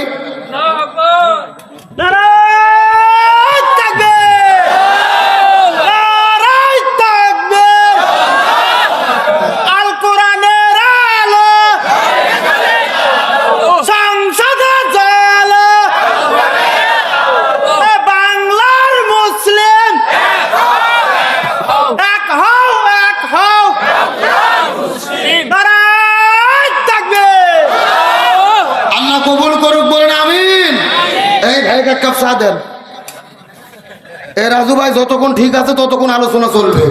কি বলেন আপনারা? আপনাদের কি কষ্ট হচ্ছে? তাহলে সোজা কথা, জমিন যার, আইন চলবে তার।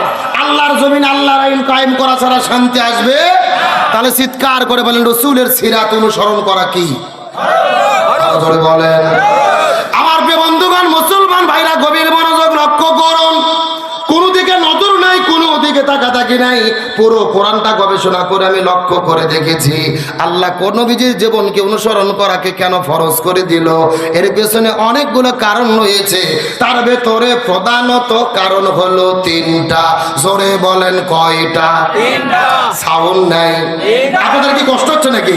এই যে আমি বসে আছি একেবারে মাঝ দিয়ে সোজা, ডান দিকে এক ভাগ, বাম দিকে আর এক ভাগ। আপনারা মুখ বন্ধ করে থাকেন, আপনারা বলেন তো দেখি, নবীর জীবন অনুসরণ করতে হবে, এর পেছনে কারণ হলো কয়টা? আরো জোরে। আপনারা মুখ বন্ধ করেন, আপনারা বলেন তো দেখি, নবীর জীবন অনুসরণ করা ফরজ, এর পেছনে কারণ হলো কয়টা? ওরে বাবা, কেন ভাগ করে দেন? সাউন্ড বাজতিছে, তারপর আপনি আলসামি করতেছেন না? এ দশর ঝিকুর গাছার মুসলমান, গভীর মনোযোগ। ডানে যারা আছেন কথা বলবেন, বামে যারা আছেন কথা বলবেন, মঞ্চে যারা আছেন তারাও কথা বলবেন। সবাই মিলে চিৎকার করে বলেন তো দেখি, নবীর জীবন অনুসরণ করতে হবে, এর পেছনে কারণ হলো কয়টা? আরো জোরে। জোর হলো না?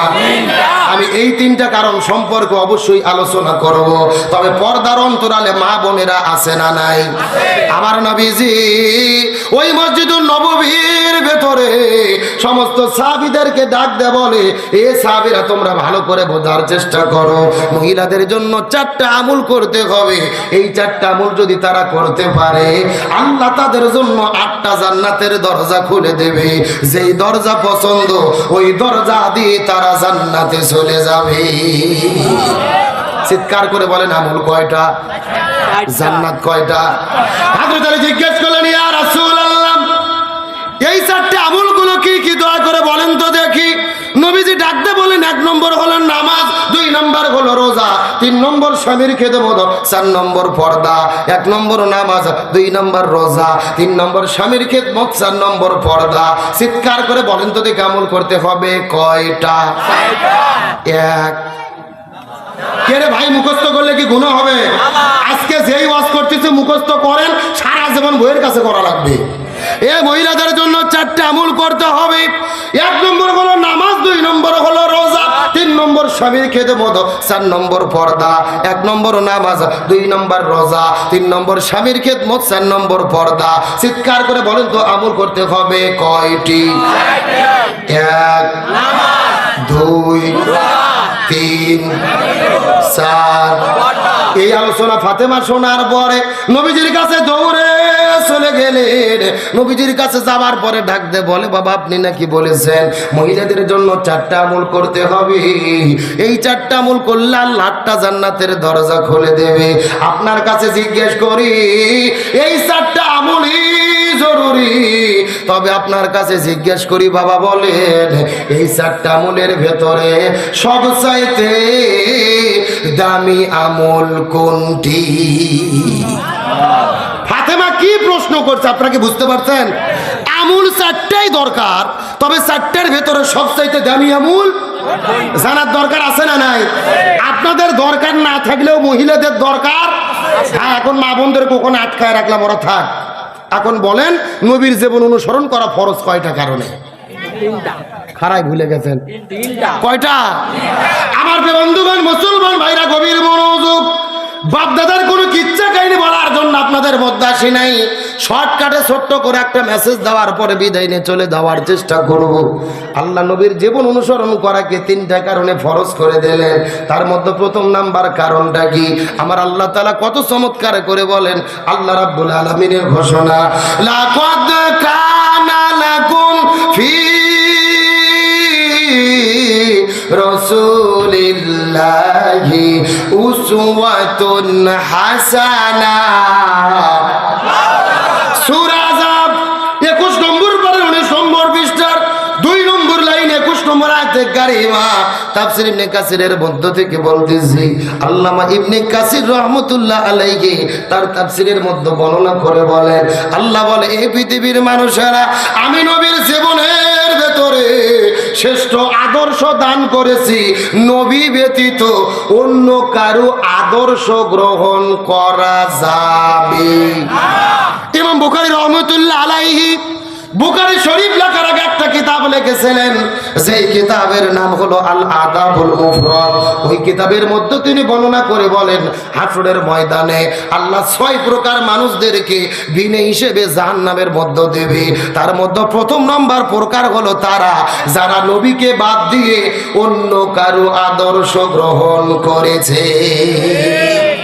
এখন আপনাদের জিজ্ঞাসা করি, হে যশোরের মুসলমান, নবীকে বাদ দিয়ে অন্য কারো আদর্শ গ্রহণ করলে যেতে হবে কোথায়? তার মানে বোঝা গেল নবী ছাড়া অন্য কারো আদর্শ গ্রহণ করা যাবে। কিন্তু আপনাদের জিজ্ঞাসা করি, বলেন তো এই যশোর জেলার ঝেকরগাছার ভেতরে নবীকে বাদ দিয়ে অন্য কারো আদর্শ গ্রহণ করেছে এই রকম লোক আমাদের থানার মধ্যে আছে না নাই? কেউ বা বাবার আদর্শ গ্রহণ করেছে, বাবাকে চেনা যায়। এ বঙ্গবন্ধু চেনেন না? কেউ বা বাবার আদর্শ গ্রহণ করেছে, কেউ বা স্বামীর আদর্শ গ্রহণ করেছে, কেউ বা এরশাদ চাচার আদর্শ গ্রহণ করেছে, কেউ বা কার্ল মার্কস লেনিনের আদর্শ গ্রহণ করেছে। তার মানে বোঝা গেল নবীকে বাদ দিয়ে যদি কেউ অন্য কারো আদর্শ গ্রহণ করে বিনে হিসেবে যেতে হবে কোথায়? তার মানে বোঝা গেল নবীর আদর্শ ধরা ছাড়া কোনো উপায়, নবীর জীবন অনুসরণ করা লাগবে। 2 নাম্বার কারণটা কি? এই সম্পর্কে আমার আল্লাহ তাআলা পবিত্র কোরআনুল কারীমের মধ্যে কত চমৎকার করে বলেন, ওয়া ইন্নাকা লাআলা খুলুকিন আযীম। সূরা কলম 35 নম্বর পারা 3 নম্বর পৃষ্ঠার 12 নম্বর লাইন 4 নম্বর আয়াতে কারিমা। তাফসীর ইবনে কাসিরের মধ্য থেকে বলতেছে, আল্লাহ রাব্বুল আলামিন বলে, এ পৃথিবীর মানুষেরা হযরত ঈসা আলাইহিস সালাম থেকে শুরু করে আদম আলাইহিস সালাম থেকে শুরু করে ঈসা রুহুল্লাহ পর্যন্ত যত নবী রাসূল পৃথিবীর মধ্যে এসেছে আমি কারো চরিত্রের সার্টিফিকেট দেই নাই, কিন্তু নবীর ক্ষেত্রে বলে দিলাম, ওয়া ইন্নাকা লাআলা খুলুকিন আযীম। আমি নবীর জীবনের মধ্যে শ্রেষ্ঠ চরিত্র দান করেছি। কিছু সাহাবীর আম্মাজান মাইশা সিদ্দিকার কাছে যাওয়ার পরে জিজ্ঞেস করে বলে, আম্মাজান মাইশা সিদ্দিকা আপনি একটু দয়া করে বলেন তো দেখি নবীজির চরিত্রটা কেমন ছিল। আম্মাজান ডাক দেয় বলে, এ পৃথিবীর মানুষেরা তোমরা তোমরা কি কোরআন পড়ো নাই? সাহাবীরা বলে হ্যাঁ আমরা কোরআন পড়েছি। এমন সময় আম্মা জান মায়েশা সিদ্দিকা বলে রে পবিত্র কোরআন ছিল যেমন আমার নবীজির চরিত্রটা ছিল তেমন। একেবারে পবিত্র কোরআন ছিল যা, আমার নবীজির প্র্যাকটিক্যাল লাইফ ছিল তা। জোরে বলেন সুবহানাল্লাহ। আমার বন্ধুগণ, মুসলমান ভাইরা গভীর মনোযোগ লক্ষ্য করুন। আমার নবীজির জীবন অনুসরণ করা আল্লাহ তাআলা ফরজ করে দিলেন। তার মধ্যে 3 নম্বর কারণটা কি? এই সম্পর্কে আমার আল্লাহ তাআলা কোরআনুল কারীমের মধ্যে বলেন, ওয়া মা আরসালনাকা ইল্লা রাহমাতাল লিল আলামিন। সূরা আম্বিয়া 17 নম্বর পারার 13 নম্বর পৃষ্ঠার 6 নম্বর লাইন 107 নম্বর আয়াতে কারিমা, তাফসীরে ফি জিলালিল কোরআন, আল্লামা সাইয়্যিদ কুতুব শহীদ রহমাতুল্লাহ আলাইহি তার কিতাবের মধ্যে বর্ণনা করে বলেন, এই যে আসমান বলো, জমিন বলো, গ্রহ বলো, নক্ষত্র বলো, জ্যোতিষ্ক মণ্ডলী বলো, আল্লাহ তাআলা বলেন আমি আল্লাহ তাআলা যতগুলো জগৎ সৃষ্টি করেছি প্রত্যেকটা জগতের ভেতরে আমি আমার নবীকে রহমত স্বরূপ প্রেরণ করেছি। এ দোষর জিকির গাছের মুসলমান গভীর মনোযোগ। আর আমি আপনাদেরকে কষ্ট দেব না। ছোট্ট করে দৃষ্টান্ত দেওয়ার পরে আপনাদের মধ্য থেকে বিদায় নিয়ে চলে যাওয়ার চেষ্টা করব। নবী কেমন রহমত ছিল এই বিষয়টা বোঝানোর পরে সামনের দিকে চলে যেতে চাই। আমার নবীজি যখন জন্মগ্রহণ করেন নাই, নবীজির বাবার নাম হলো আব্দুল্লাহ, মায়ের নাম হলো আমিনা। নবী যেদিন মায়ের গর্ভের মধ্যে আগমন করেছে, আমার মায়ের গর্ভের মধ্যে আগমন করার সাথে সাথে ওই আমিনা যেই রাস্তা দিয়ে হেঁটে যায় তার শরীরের মধ্য থেকে সুঘ্রাণ বের হয়ে পুরো মক্কা শহরের মধ্যে প্রবাহিত হওয়া শুরু করে দেয়। এই দৃশ্য দেখার পরে মক্কার মানুষের উপর আশ্চর্য হয়ে গেলেন। এই মক্কা সমাজের রীতি এবং নীতি হলো কোন মহিলার যদি স্বামী মারা যায় সে সুগন্ধি ব্যবহার করতে পারে না। অথচ আব্দুল্লাহ জমিন থেকে বিদায় নিয়েছে, তার মায়ের তার স্ত্রীর শরীরের মধ্যে কেমন করে সুগন্ধি ব্যবহার করে। ওই মক্কার মানুষেরা আস্তে করে নবীজির দাদা আবু তালেবের কাছে চলে গেলেন।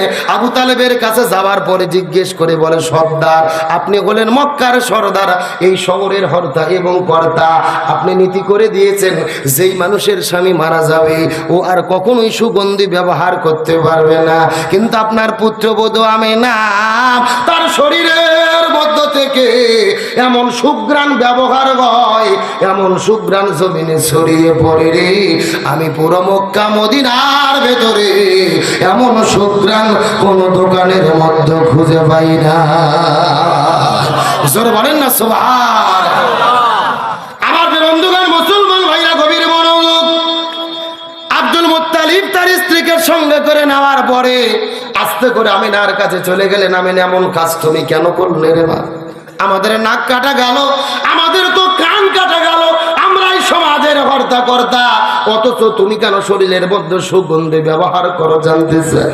আমিনা ডাক দিয়ে বলো, বাবা মিথ্যা কথা বলবো না, কসম করে বলি যেই রাতের বেলা আমার গর্ভের মধ্যে একটা সন্তানের অস্তিত্ব লাভ হয়ে গেছে, এই গর্ভের মধ্যে সন্তান আসার পরে লক্ষ্য করে দেখি ওই ঘরের দরজা জানালাগুলো আমাকে সালাম দেওয়া শুরু করে দিয়েছে, ওই ঘরের দুলাপালি গুলো আমাকে সালাম দেওয়া শুরু করে দিয়েছে, আশেপাশের গাছপালাগুলো আমাকে সালাম দেওয়া শুরু করে দিয়েছে।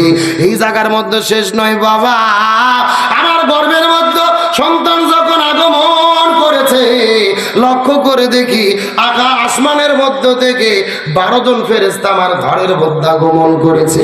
এই 12 জন ফেরেশতা আসার পরে আমাকে হালান সাহালান বলে দোয়া করে। এই জায়গার মধ্যে শেষ নয় বাবা, জান্নাতের মধ্য থেকে 3 জন মহিয়সী নারী আমার ঘরের মধ্যে আগমন করেছে। 1 নম্বর হলো ইমরাতু ফিরাউন, ফিরাউনের স্ত্রী আসিয়া। 2 নম্বর উম্মে ঈসা, ঈসা আলাইহিস সালামের মা মারিয়াম আলাইহিস সালাম।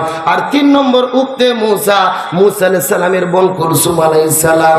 এই 3 জন মহিয়সী নারী জান্নাতের মধ্য থেকে জান্নাতের মালা নিয়ে আমার ঘরের মধ্যে আসার পরে আমার গলার মধ্যে পরে দিয়ে ডাক দে বলে, মরিয়াম তুমি কোনো যেন তেন কোনো, ডাক দে বলে আমিনা তুমি কোনো যেন তেন মহিলা নয় রে, তোমার গর্ভের ভেতরে এমন একটা সন্তান আগমন করেছে যিনি হবে আখিরি জামানার পয়গম্বর। জোরে বলেন না সুবহানাল্লাহ। এ যশোর ঝেকর গাছের মুসলমান গভীর মনোযোগ। আমার নবী কেমন রহমত ছিল আমি আপনাদের কি দিয়ে বুঝাই। আমি না ডাকতে বলে বাবা এই জায়গার মধ্যে শেষ নয়, যখন আমার গর্ভের মধ্যে সন্তানের আগমন ঘটলো পরের দিনে সকালবেলা আমি আমার কাকের মধ্যে কলস নিয়ে ওই কূপের মধ্য থেকে যখন পানি উত্তোলন করার জন্য চলে গেছি, লক্ষ্য করে দেখি ওই কূপের মধ্য থেকে পানিগুলো টকবক টকবক টকবক করে বেরিয়ে হই ওই কূপের মুখের কাছে আসার পরে কূপের জবান খুলে গেছে। আমাকে ডাকতে বলে আমি না তোমার গর্ভের মধ্যে এমন সন্তান দুনিয়ার মধ্যে আগমন করবি, তোমার গর্ভের মধ্যে এমন সন্তান আগমন করতেছে রে, তোমার কষ্ট করে কূপের কাছে আসার কোনো দরকার নাই, তুমি আমি না যদি হুকুম করো আমরা কূপের পানি তোমার ঘরের দরজায় যেতে আমি না রাখতে বলে বাবা এই দৃশ্য দেখার পরে মক্কার যত মা বোনেরা কূপের মধ্য থেকে পানি সংগ্রহ করে তারা লক্ষ্য করে দেখে আমি যতক্ষণ কূপের কাছে দাঁড়িয়ে থাকি ততক্ষণ কূপের পানিগুলো উপরে থাকে, আমি যখন কূপের কাছ থেকে চলে যাই কূপের পানিগুলো নিচে চলে যায়।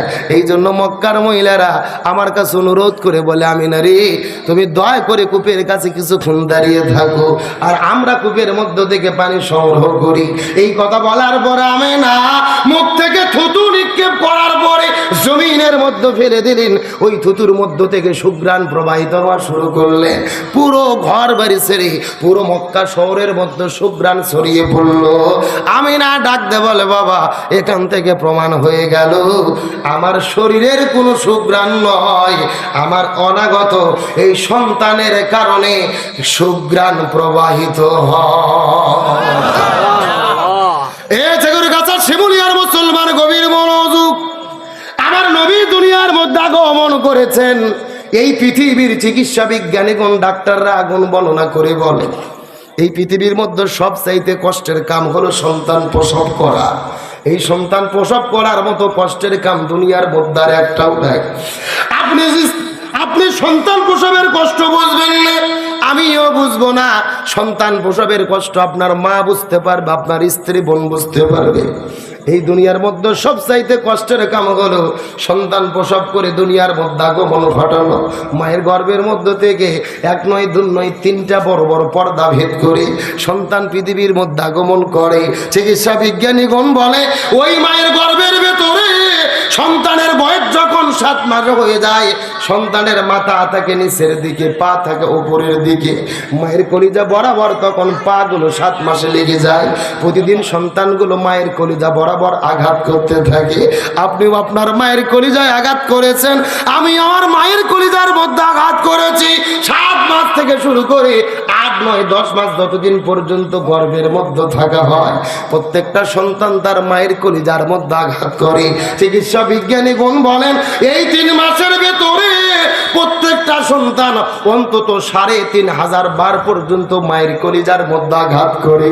কিন্তু দুনিয়ার কোনো মানুষ যদি কোনো মানুষের কলিজার মধ্যে আঘাত করে ওই সন্তানটা বেঁচে থাকার কথা নয়। কিন্তু ডাক্তাররা বলে আমাদের পরীক্ষাগুলো ফেল হয়ে যায়, আমাদের গবেষণাগুলো ফেল হয়ে যায়। তারা চিকিৎসা বিজ্ঞানীগণ গবেষণা করে বলেছে রে যে সন্তান মায়ের গর্ভের ভেতরে মাকে যত বেশি কলিজায় আঘাত করে ওই মায়ের সঙ্গে সন্তানের মহাব্বত ও ভালোবাসা তত বেড়ে যায়। আল্লাহু আকবার বলে। এ যশোর ঝিকির গাছের মুসলমান গভীর মনোযোগ। এমনকি সন্তান তখন দুনিয়ার মধ্যে আগমন করে আমাদের মাথাগুলো থাকে নিচের দিকে, পা গুলো থাকে উপরের দিকে, মায়ের কলিজা বরাবর। সন্তানের যখন জন্মের সময় হয়ে যায় সন্তান জরায়ু দিয়ে যখন বের হয়ে আসার চেষ্টা করে ওই মায়ের কলিজার ভেতরে পা গুলো বেঁধে দিয়ে চেষ্টা করে পেছন দিক থেকে বের হয়ে আসার জন্য সন্তান চেষ্টা করে, মায়ের কলিজার মধ্যে সন্তানের পার ধাক্কা লেগে যায়। এইরকম একটা নয়, দুইটা নয়, তিনটা পর্দা ভেদ করে ওই সন্তান দুনিয়ার মধ্যে আগমন করে। ওই ডাক্তাররা বর্ণনা করে বলে, ওই সন্তান প্রসব করতে গিয়ে 90% মায়েরা বোনেরা অজ্ঞান হয়ে পড়ে যায়, সেন্সলেস হয়ে যায়। অধিকাংশ নারীর জ্ঞান থাকে না। কিন্তু সন্তান পৃথিবীতে আগমন করার পরে যখন একবার মা মা বলে ডাক দেয়, ওই সন্তান নেওয়ার পরে যখন মায়ের বুকের উপরে ঠেকাইয়া দেয়, ওই সন্তানের কান্না শোনার সঙ্গে সঙ্গে মনে হয় আমার আল্লাহ মৃত মাকে জীবিত করে দেয়। সুতরাং সেই মা এত কষ্ট করে আপনাকে দুনিয়ার মধ্যে আগমন করালেন, যেই মা যত কষ্ট করে আমাকে দুনিয়ার মধ্যে নিয়ে আসলেন, ওই মাকে কষ্ট দেওয়া যাবে? এ যশোর ঝেকরগাছার মুসলমান, আমার আলোচনার বিষয় কিন্তু এটা নয়। আমি আপনাদের বোঝানোর জন্য চেষ্টা করলাম সন্তানের জন্য মা কত কষ্ট করে। কিন্তু নবীজির মা আমিনা বলে, আল্লাহর কসম করে বলি, আমি আমার সন্তানটা প্রসব করেছি রে, আমি আমিনা বিন্দু মাত্র কোনো কষ্ট বুঝতে পারি নাই। আমার নবীজি কেমন রহমত ছিল, এই বিষয়টা বোঝানোর জন্য আপনাদের আলোচনাটা করতেছি। কয়েকটা মিনিট ভালো করে বোঝার চেষ্টা করবেন। ওই সন্তান দুনিয়ার মধ্যে আগমন করে, প্রত্যেকটা সন্তানের সঙ্গে মায়ের নারের সম্পর্ক থাকে। কিন্তু আমার নবীজি এই দুনিয়ার মধ্যে আগমন করেছে, মায়ের নারের সঙ্গে সন্তানের নারের কোনো সম্পর্ক ছিল না, সম্পর্কটা ছিন্ন করা অবস্থায় ছিল। এই দুনিয়ার মধ্যে যখন আমরা আগমন করেছি, আমাদের বয়স যখন 8-10 বছর হয়ে গেছে, প্রত্যেকের বাবা আমার সুন্নাতি খাতনা করে নিয়েছে।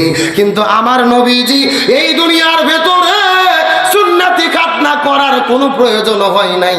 মায়ের গর্ভের মধ্য থেকে আল্লাহ আমার নবীজিকে সুন্নাতি খাতনা অবস্থায় দুনিয়াতে প্রেরণ করেছে। আমার নবীজির লজ্জাস্থান দুনিয়ার মধ্যে কোনো মানুষে দেখবি, কোন মানুষে নবীজির লজ্জাস্থান স্পর্শ করবে, এটা আমার আল্লাহ তাআলা সহ্য করে নাই। আমার নবীকে আল্লাহ তাআলা যখন দুনিয়ার মধ্যে আগমন করেছেন, এইটা দিনও ছিল না, রাতও ছিল না। আল্লাহ প্রথম সিদ্ধান্ত গ্রহণ করলেন, আমার নবীজিকে দিনের বেলা জমিনের মধ্যে প্রেরণ করবেন। রাত আল্লাহর কাছে ফরিয়াদ করে বলে, আল্লাহ আমরা কি অপরাধ করলাম, আপনি নবীজিকে কেন দিনের বেলা প্রেরণ করবেন? আল্লাহ আবার সিদ্ধান্ত নিলেন, নবীজিকে রাতের বেলা জমিনের মধ্যে প্রেরণ করবেন। দিন আল্লাহর কাছে আরজি করে বলে, আল্লাহ আমরা কি অন্যায় করেছি, আমরা কি অপরাধ করেছি, আপনি নবীজিকে কেন রাতের বেলা প্রেরণ করবেন? রাত আর দিনের যখন ঝগড়া শুরু হয়ে গেল, আল্লাহ সিদ্ধান্ত গ্রহণ করলেন, আল্লাহ নবীজিকে দিনেও প্রেরণ করবেন না, আল্লাহ নবীজিকে রাতেও প্রেরণ করবেন না। আল্লাহ দিন এবং রাতের মধ্যবর্তী সময় ওই সুবেগে সাদিকে আল্লাহ নবীজিকে জমিনে প্রেরণ করেছে। কিন্তু আমার নবীজি সুবেগে সাদিকের সময় এই জমিনের মধ্যে যখন আগমন করবেন, নবীজির ঘরের দরজা জানালাটা তখন বন্ধ ছিল। কিন্তু আমিনা ডাক দিয়ে বলেন, আমার সন্তান যখন দুনিয়ার মধ্যে আগমন করেছে রে, নবী আগমন করার সাথে সাথে পুরো অন্ধকার ঘর আলোয় পরিণত হয়ে যায়। এই আলোটা সিরিয়া দামেস্ক পর্যন্ত ছড়িয়ে পড়ে।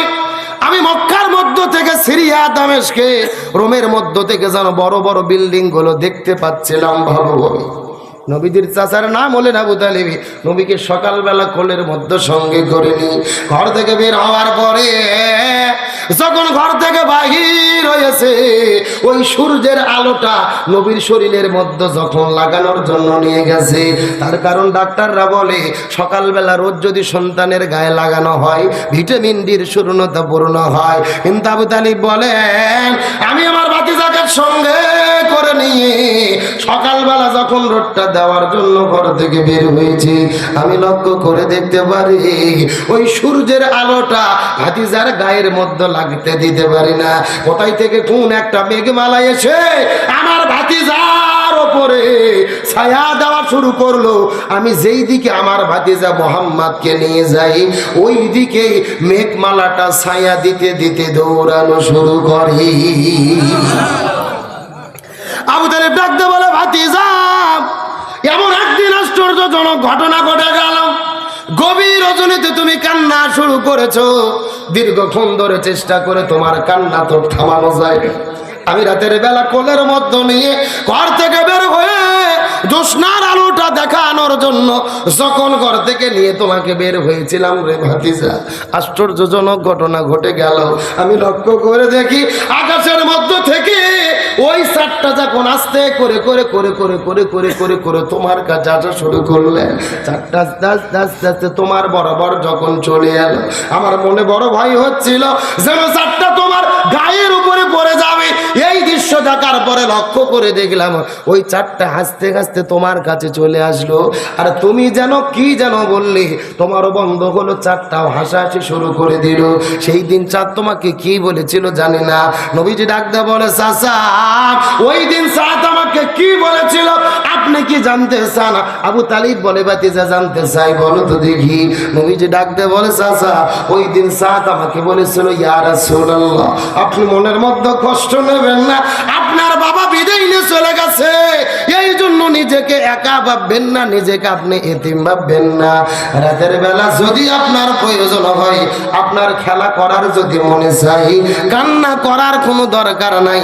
আমি সাত আমাকে শুধু ইশারা করবেন, আমি সাত সারা রাত জেগে জেগে আপনার সঙ্গে প্রয়োজনে খেলা করতে চাই। ওমা আরসালনাকা ইল্লা রাহমাতাল লিল আলামিন।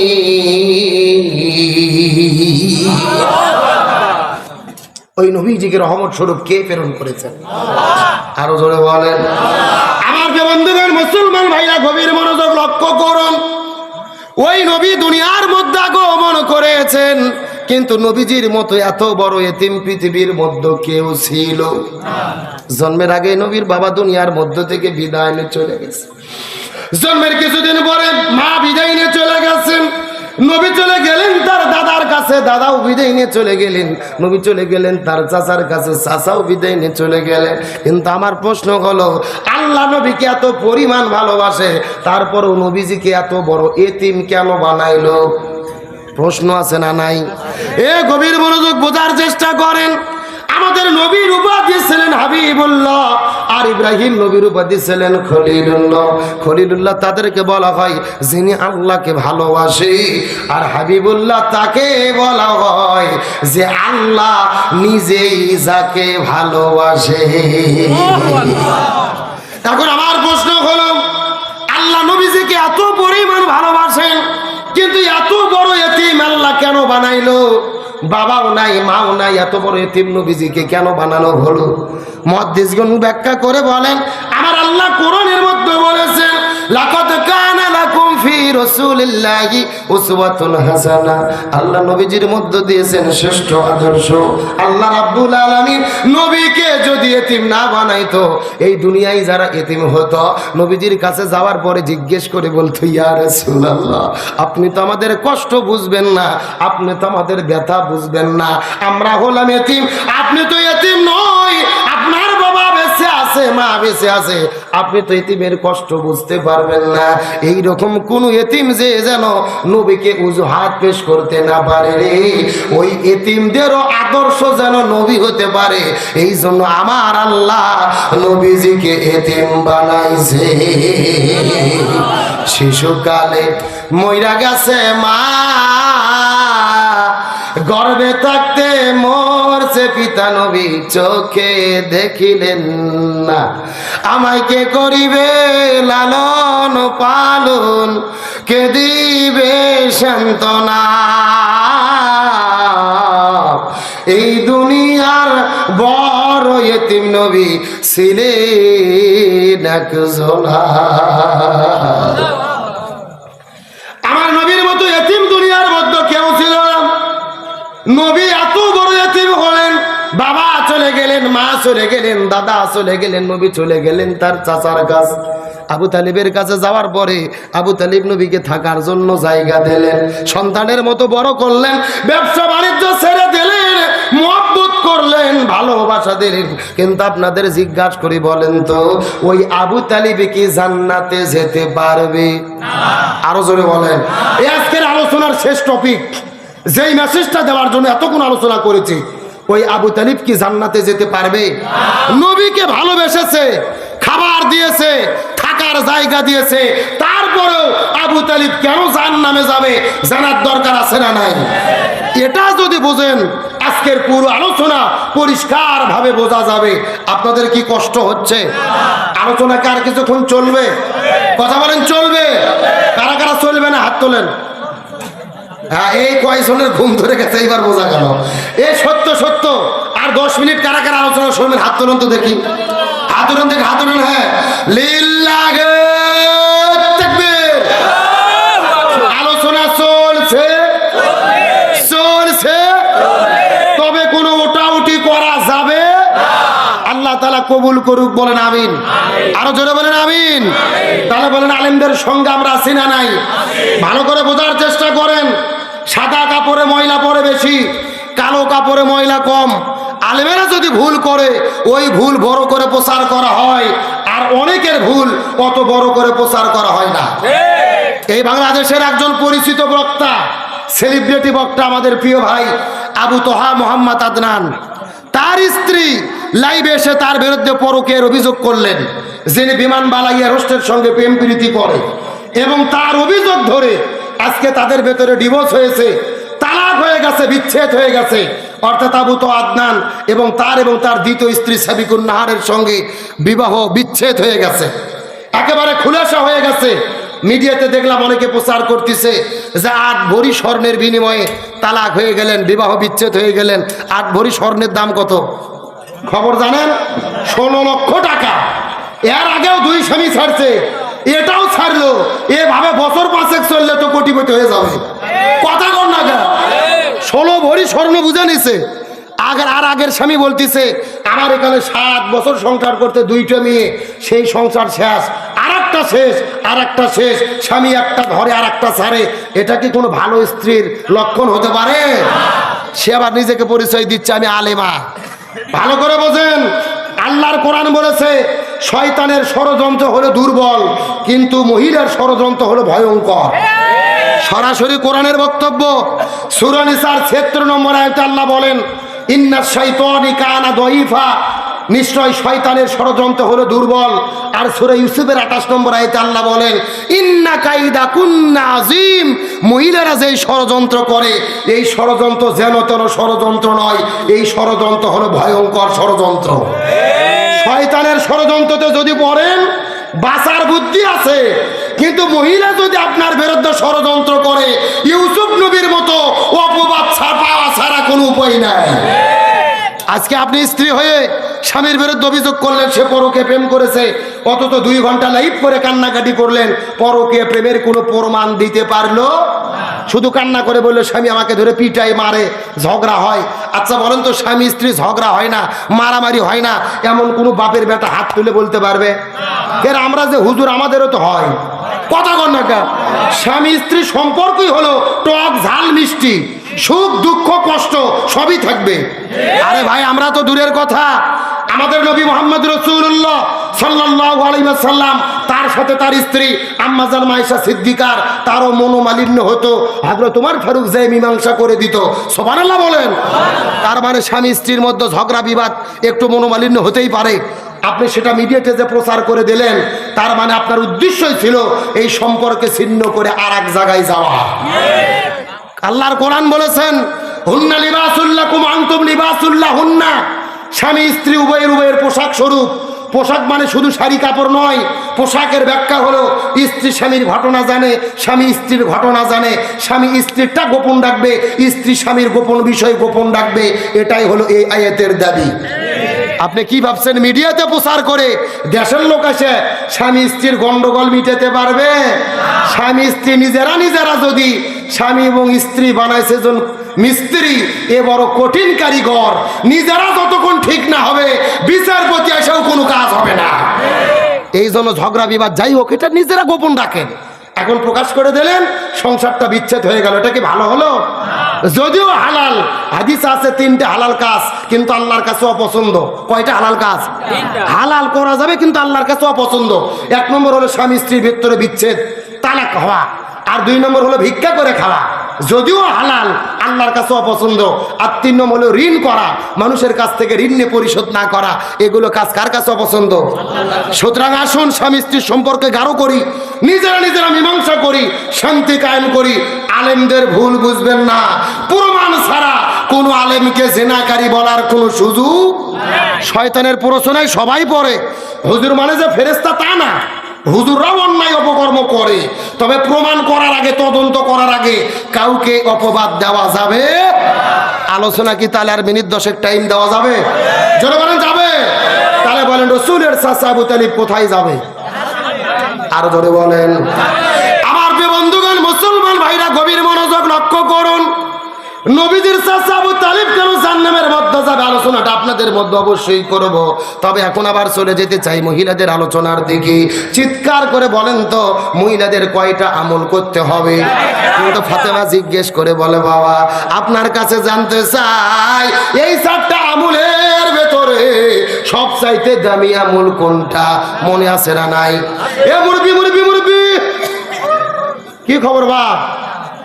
না না, বেশি পেশাব করা কিন্তু লক্ষণ ভালো না, ডায়াবেটিস হবে, বাড়ির বউ থাকলে আরো বিপদ। শোনেন, জীবনে কতদিন সিনেমার হলে গেছেন? এশিয়া মহাদেশের সবচেয়ে বড় সিনেমা হল নাম কি? মনিহার। হলত সিনেমা দেখতে যে 3 ঘন্টা সিনেমা দেখেছে এমনও যুবক পেশাব লাগলে ওঠে না, সিপি মেরে বসে থাকে। কথা কর না গা? তাহলে কোরআনের মহব্বতে 10টা মিনিট থাকা যাবে না? ওটা উঠির কোনো সুযোগ? আমার প্রিয় বন্ধুগণ, মুসলমান ভাইরা গভীর মনোযোগ লক্ষ্য করুন। ফাতেমা ডাকতে পারে, বাবা আপনার কাছে জানতে চাই এই 4টা আমলই জরুরি, কিন্তু 4টা আমলের ভেতরে সবচাইতে দামি আমল কোনটা? রসুল ডাকতে বলে, ফাতেমা রে তুমি খুব গুরুত্বপূর্ণ প্রশ্ন করেছো রে মা, এই 4টা আমলের মধ্যে সবচাইতে গুরুত্বপূর্ণ আমল কোনটা? যদি জানতে চাও মনোযোগ দিয়ে শুনে নাও। 1 নম্বর হলো নামাজ। নামাজ হলো ওয়াক্ত মতো ফরজ। ফজরের সময় ফজর, যোহরের সময় যোহর, আসরের সময় আসর, মাগরিবের সময় মাগরিব, এশার সময় এশা। নামাজ হলো ওয়াক্ত মতো ফরজ। রমজান মাস যখন আসবে তখন রমজান মাসে রোজা রাখা ফরজ, রমজান মাসের বাইরে রোজা রাখা ফরজ। নামাজ হলো ওয়াক্ত মতো ফরজ।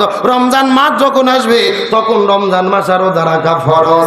আর স্বামী যখন কাছে থাকবে তখন স্বামীর খেদমত করা ফরজ। স্বামী যখন কাছে থাকবে, জোরে বলেন কোথায় থাকবে? জোরে বলেন কোথায় থাকবে?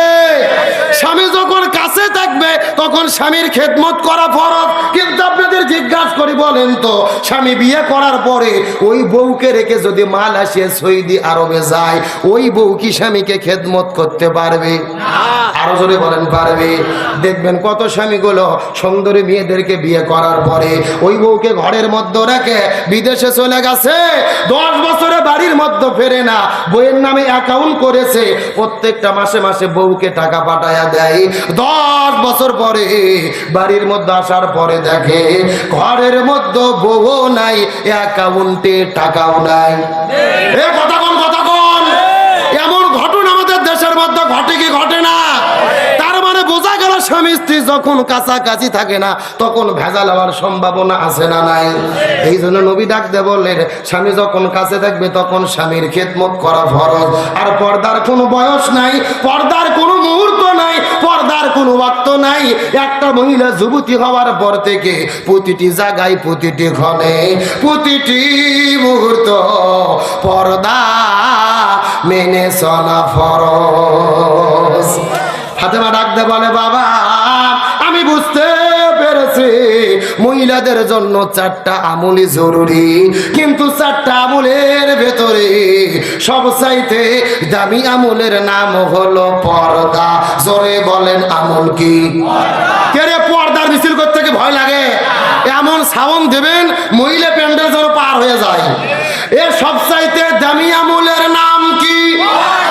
আরো জোরে, জোর হলো না? ওই পর্দা করার দরকার আছে না নাই? কিন্তু বাংলাদেশের মা বোনেরা কি পর্দা করে? জোরে বলেন পর্দা করে?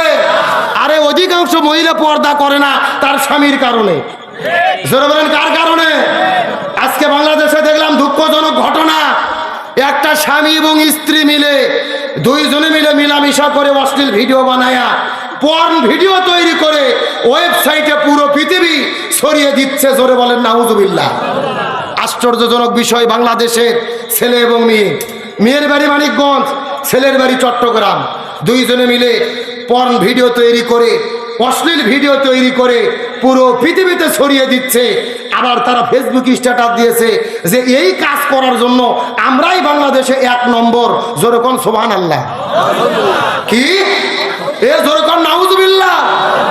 তাহলে চিন্তা করেন কত বড় স্পর্ধা। 90% মুসলমানের দেশে অশ্লীল মিলামিশার ভিডিও তৈরি করে পুরো পৃথিবীতে ছড়িয়ে দিয়েছে।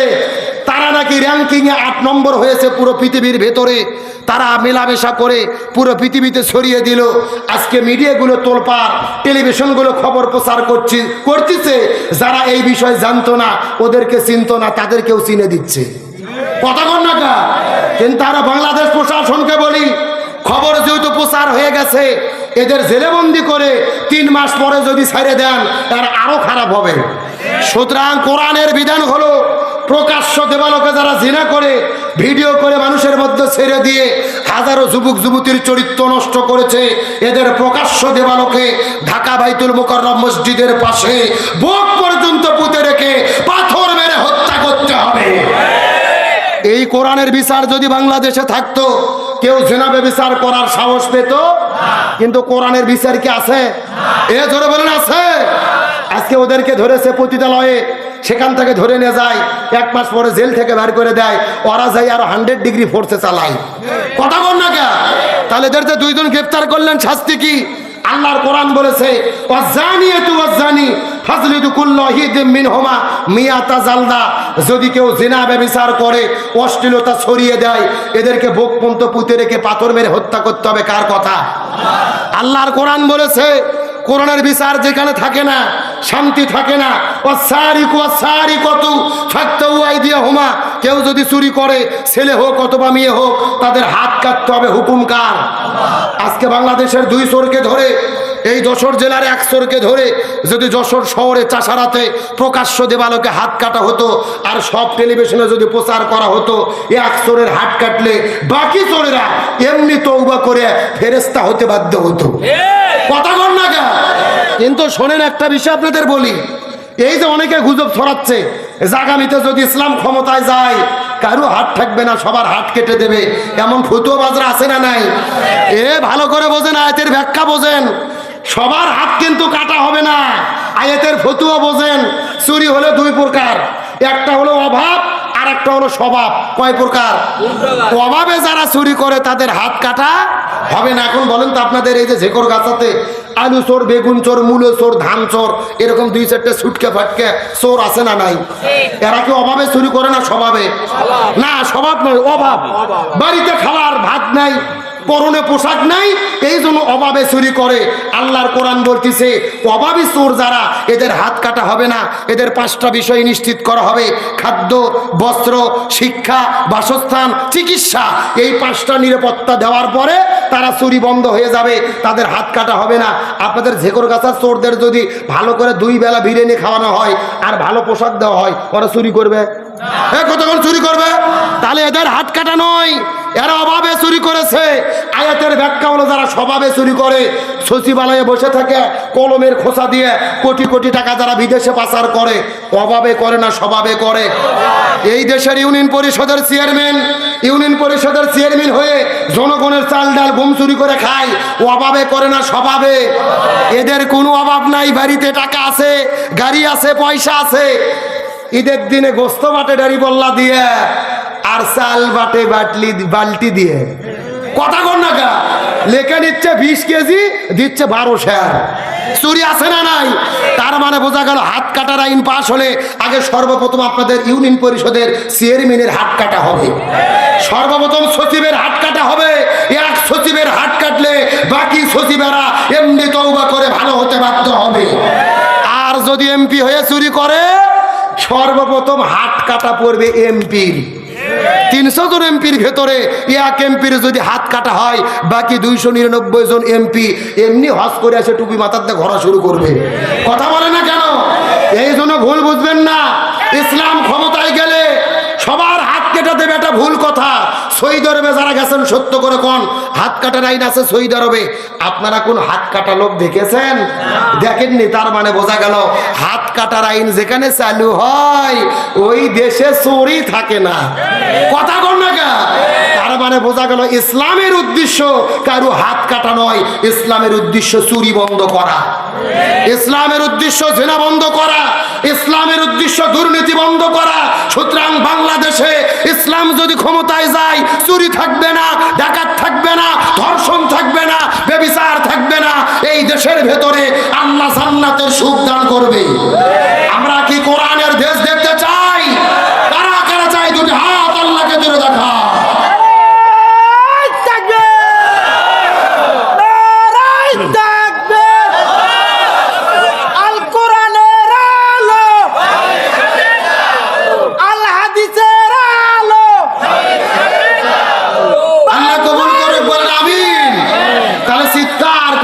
শান্তির জন্য কি লাগবে? আরো জোরে বলেন। আমার বন্ধুগণ, মুসলমান ভাইরা গভীর মনোযোগ লক্ষ্য করুন। তাহলে আমার নবী ডাকতে বলে ফাতেমা, মহিলাদের জন্য 4টা আমলই দরকার। তার মধ্যে গুরুত্বপূর্ণ আমলের নাম কি? আরো জোরে বলেন। এই পর্দাটা যদি মা বোনেরা না করে তাদের কেমন আযাব এবং গজব হতে পারে। মহিলাদের জন্য আর 1 মিনিট আলোচনা করব। এই দুনিয়ার ভিতরে একটা বাস্তব সত্য ঘটনা ওই পাকিস্তান দেশের করাচি শহরের মধ্যে ঘটে গেছে। আল্লামা তারেক জামিল রহমতুল্লাহ আলাইহি তার কিতাবের মধ্যে বর্ণনা করে বলে, ওই পাকিস্তান দেশের করাচি শহরের ভেতরে আজ থেকে কয়েক বছর আগে একটা সুন্দরী মেয়ে এই দুনিয়ার মধ্য থেকে যখন বিদায় নিয়ে চলে গেল, ওই মেয়েটা বিদায় নিয়ে যাওয়ার পরে এলাকার মানুষেরা যখন কবর করার জন্য চলে গেল, ওই কবরে যাওয়ার পরে ওই কবর ঘুরতে ঘুরতে কবর করা যখন শেষ হয়ে যাবে এমন সময় তারা লক্ষ্য করে দেখে ওই কবরের ভেতরে 1 নয় 2 নয় 99টা বিষাক্ত সাপ এসে হাজির হয়ে গেছে। কয়টা সাপের কথা বললাম? মুসলমান গভীর মনোযোগ বোঝার চেষ্টা করবেন। কবরের মধ্যে 99টা সাপ এসেছে। এলাকার মানুষেরা বড় টেনশনের মধ্যে পড়ে গেলেন। জীবনে কত কবর খনন করেছে, এই রকম কোন কবরের মধ্যে তো সাপ দেখতে পারি নাই। প্রথম কবর বাদ দিয়ে 2 নম্বর কবরটা যখন খনন করা শুরু করলেন, ওই 2 নম্বর কবর খনন করতে করতে ওই 2 নম্বর কবরের কাছে যাওয়ার পরে লক্ষ্য করে দেখতে পারে 2 নম্বর কবরের মধ্যে 99টা সাপ দেখতে পেরেছে। 2 নম্বর কবর বাদ দিয়ে 3 নম্বর কবর খনন করা শুরু করলেন। ওই 3 নম্বর কবরের ভেতরে 99টা সাপ যখন চলে এসেছে, একে একে 3টা কবর খনন করেছে। 3 কবরের ভেতরে ছেলে না না আমি কয়বার বলছি যে বসাদের সমস্যাটা কি না, প্রথম থেকে ভেজাল করতে থাকি সবাই পর্যন্ত দেখি। ও আর শেষ করার আগে তো তোমরা ক্যামেরা খুলতে পারবে না, এত টেনশন কিছে বটো না না, একেবারে ওয়াজের শুরুর থেকে আর ভেজাল করলে আজকে। এই ছেলে বেরিয়ে দিকে আপনার বসন্ত দেখি, এখানে কথা বলতেছে কারাই ভাই, এই বক্তাকে আপনি ওয়াজ করবেন নাকি? আসেন একটু বসুন বসুন বসুন। আমার বন্ধুগণ, মুসলমান ভাইরা গভীর মনোযোগ লক্ষ্য করুন। একে একে 3টা কবর খনন করলেন। 3টা কবরের মধ্যেই কয়টা করে সাপ দেখতে পেরেছেন। এই দৃশ্য দেখার পরে পুরো পাকিস্তান দেশের মধ্যে হইচই পড়ে গেল। পেপার পত্রিকার মধ্যে যখন ছাপানো হয়ে গেল, হাজার হাজার মানুষেরা ওই করাচি শহরের দিকে যাওয়া শুরু করলেন। ওই করাচি শহরে যাওয়ার পরে চতুর্দিক থেকে যখন কবরের কাছে ভিড় জমানো শুরু করলেন, ওই পাকিস্তান দেশের বড় বড় মুফতি মুহাদ্দিসদেরকে ফকিহদেরকে ডেকে আনা হলো, আপনারা ফতোয়া দেন তো দেখি কি এমন ঘটনা ঘটলো যার কারণে 3টা কবরের মধ্যে 99টা করে সাপ চলে এসেছে। সমস্ত আলেমেরা মিলে ফতোয়া দিল, এ পৃথিবীর মানুষেরা একে একে তোমরা 3টা কবর খনন করেছো, তারপরেও তোমরা লক্ষ্য করে দেখেছো 99টা করে সাপ চলে এসেছে। এখান থেকে বোঝা গেল 3টা কবর কেন, 3000 কবর কেন রে? তোমরা যদি 3 লক্ষ কবরও খনন করো কোনো লাভ হবে না। ওই মেয়েটি যে পাপ করেছে, ওই পাপের কর্মফল তাদেরকে কবরে ভোগ করতে হবে। এই কথা শোনার পরে সবাই বড় আশ্চর্য হয়ে গেলেন। সমস্ত মুফতিগুলো মিলে ফতোয়া দিয়ে দিলেন, ওই 3টা কবরের মধ্যে প্রথম নম্বর যেই কবর তোমরা খনন করেছিলে, ওই প্রথম নম্বর কবরের ভিতরে 99টা সাপের মধ্যে মেয়েটিকে দাফন করে দাও। এই কথা শোনার পরে মানুষেরা বড় টেনশনের মধ্যে পড়ে গেল। যখন নামাজ পার হয়ে যায় দাফন হয় না, আসল নামাজ পার হয়ে যায় দাফন হয় না। কিন্তু মাগরিবের কিছু সময় আগে সবাই মিলে বুদ্ধি করলেন লাশটাকে কেমনে কবরে ঢোকানো যায়। অনেক বুদ্ধি পরামর্শ করার পরে বিশাল বড় একটা বাঁশ কাটার পরে ওই বাঁশের মাথার সঙ্গে ওই লাশটা সুন্দর করে দড়িতে বাঁধার পরে অনেক দূর থেকে ঠেলে ঠেলে ঠেলে ঠেলে ঠেলে ঠেলে লাশটা নিয়ে যাওয়া হলো। ওই কবরের কাছে যাওয়ার পরে অনেক দূর থেকে ওই লাশটা যখন কবরের মধ্যে ফেলে দিলেন, লাশটা কবরের মধ্যে যাওয়ার পরে লক্ষ্য করে দেখে ওই সাপগুলো একবার করে হাউমাউ করে লাশটাকে কামড়ানো শুরু করে দিলে। কেউ বা মুখের মধ্যে কামড় ধরেছে, কেউ বা চুলের মধ্যে কামড় ধরেছে, কেউ বা তার জিহ্বার মধ্যে কামড় ধরেছে, কেউ বা শরীরের পায়ের মধ্যে কামড় ধরেছে। এই দৃশ্য দেখার পরে অনেক মানুষ কবরের কাছ থেকে ভয়ে দৌড়াইয়ে পালাইয়া শুরু করলেন। অনেক মানুষ দৌড়াইয়ে পালানো শুরু করে দিলেন। ওই সাপের দৃশ্য দেখার পরে পাগল হয়ে গেছে, জানি না সাপ কবরের মধ্য থেকে কখন চলে আসে। অধিকাংশ মানুষ যখন কবর ছেড়ে ভয়ে পালিয়ে গেল, সচেতন মানুষগুলো, এই মুফতিগুলো, আলেমগুলো ফতোয়া দিল মানুষেরা ভয়ে দৌড়ানোর কোনো দরকার নাই, ও শুধু কবরের বাসিন্দাকেই কামড়াবে, এই দুনিয়ার কোনো মানুষকে কামড়ানোর চেষ্টা করবে না। কিন্তু যদি কবরটা এইভাবে রেখে যাই এটা বড় ভয়ঙ্কর ব্যাপার হতে পারে, বরং কবরটা যে কোনোভাবে আমাদের ঢেকে দিতে হবে।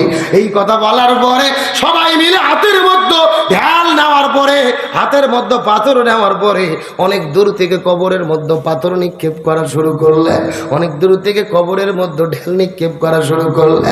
ওই ঢেল আর পাথর গুলো মারতে মারতে ওই কবর গুলো যখন পূর্ণ হয়ে গেল, সবাই কবর ছেড়ে লক্ষ্য করে দৌড়ে দৌড়ে চলে যায়। কিন্তু লক্ষ্য করে দেখে ওই কবরের পাশে যাওয়ার পরে একটা বৃদ্ধ চাচা হাউমাউ করে কান্না করতেছে। এলাকার যুবকেরা যাওয়ার পরে জিজ্ঞেস করে বলেন, চাচা আপনি কবরের কাছে কেন দাঁড়িয়ে গেছেন? আপনার মনের মধ্যে কি কোনো ভয় নেই? আপনি কবরের মধ্যে কেন কান্না করেন জানতে চায়। চাচা ডাকতে বলে, মানুষের আরে আমি কবর ছেড়ে কেমন করে চলে যাব, কবর ছেড়ে কেমন করে সরে যাব? এই যে কবরের মধ্যে যেই মেয়েটিকে তোমরা সাপের মধ্যে দাফন করেছো, এই মেয়েটি হলো আমার জন্মদাতা মেয়ে। আমার কলিজার টুকরো মেয়েকে কবরের ভেতরে সাপের মধ্যে তোমরা দাফন করে দিলে, আমার কলিজায় বড় আঘাত লাগে। কেমন করে মেয়েটিকে সাপের মধ্যে রেখে বাড়িতে যায়? মেয়েটির মা দুনিয়া থেকে বিদায় নিয়ে চলে গেছে, কোটে পিঠে করে মানুষ করেছিলাম কত যত্ন করে। আজকে সেই মেয়েটির কবরের মধ্যে এতগুলো সাপ আসলো, সহ্য করতে পারে না। এলাকার ছেলেমেয়েরা জিজ্ঞেস করে বলেন, চাচা আপনার কাছে জিজ্ঞাসা করি বলেন তো, আপনার মেয়ে দুনিয়ার ভেতরে কি এমন পাপ করলো, কি এমন অন্যায় করলো, কি এমন অপকর্ম করলো যার কারণে কবরের মধ্যে এতগুলো সাপ চলে আসলো? 3টা কবর খনন করা হলো, 3 কবরের মধ্যে 99টা করে সাপ এসেছে। আপনার মেয়ে দুনিয়ার মধ্যে কি এমন পাপ করেছে, কি এমন অন্যায় করেছে? আপনাদের জিজ্ঞাসা করিয়ে যে করগাছার মুসলমান, কোন পাপের কারণে কবরের মধ্যে সাপ আসলো জানতে মন চায় কি চায় না? আপনারা অবশ্যই জানার চেষ্টা করবেন। তার চাইতে বেশি জরুরি হলো মা বোনদের জন্য জানা। অবশ্যই এই আলোচনাটা আমি আপনাদের মধ্যে করব। তবে যেই আলোচনাটা শুরু করেছিলাম 2 মিনিটে শেষ করে আসতে চাই। নবীজির চাচা আবু তালিব যাবে কোথায়? মুসলমান গভীর মনোযোগ লক্ষ্য করুন। সেই বিষয়টা বোঝানোর জন্য এতক্ষণ পর্যন্ত আলোচনা করেছি। নবীজির চাচা আবু তালিব নবীজিকে এত ভালোবাসলেন, মহাব্বত করলেন, কিন্তু আবু তালিব যেদিন জমিনের মধ্য থেকে বিদায় নিয়ে চলে যাবে, আমার নবী আস্তে করে আবু তালিবের কাছে যাওয়ার পরে ডাকতে বলে, চাচা আপনি তো দুনিয়ার মধ্য থেকে বিদায় নিয়ে চলে যাবেন, একটা বার শুধু বলেন লা ইলাহা ইল্লাল্লাহ মুহাম্মাদুর রাসূলুল্লাহ বলার কোনো দরকার নাই, শুধু আল্লাহকে স্বীকার করে বিদায় নিয়ে চলে যান। আমি প্রয়োজনে আল্লাহর সঙ্গে ঝগড়া করে আপনাকে জান্নাতে নিয়ে যাব। এ যশোরে মুসলমান এখন পর্যন্ত কথার গুরুত্ব বুঝতে পারেন নাই। আপনাকে মুহাম্মদুর রাসূলুল্লাহ বলার কোনো দরকার নাই, একবার শুধু বলবেন লা ইলাহা ইল্লাল্লাহ, আল্লাহকে স্বীকার করেন, আমি আপনাকে প্রয়োজনে ঝগড়া করে জান্নাতে নিয়ে যাব। নবীর কথা শোনার পরে আবু তালিব কালেমা পড়ার চেষ্টা করলেন, মুখ দিয়ে লা ইলাহা ইল্লাল্লাহ পড়া শুরু করবেন, এমন সময় পাশে ছিল আবু জেহেল।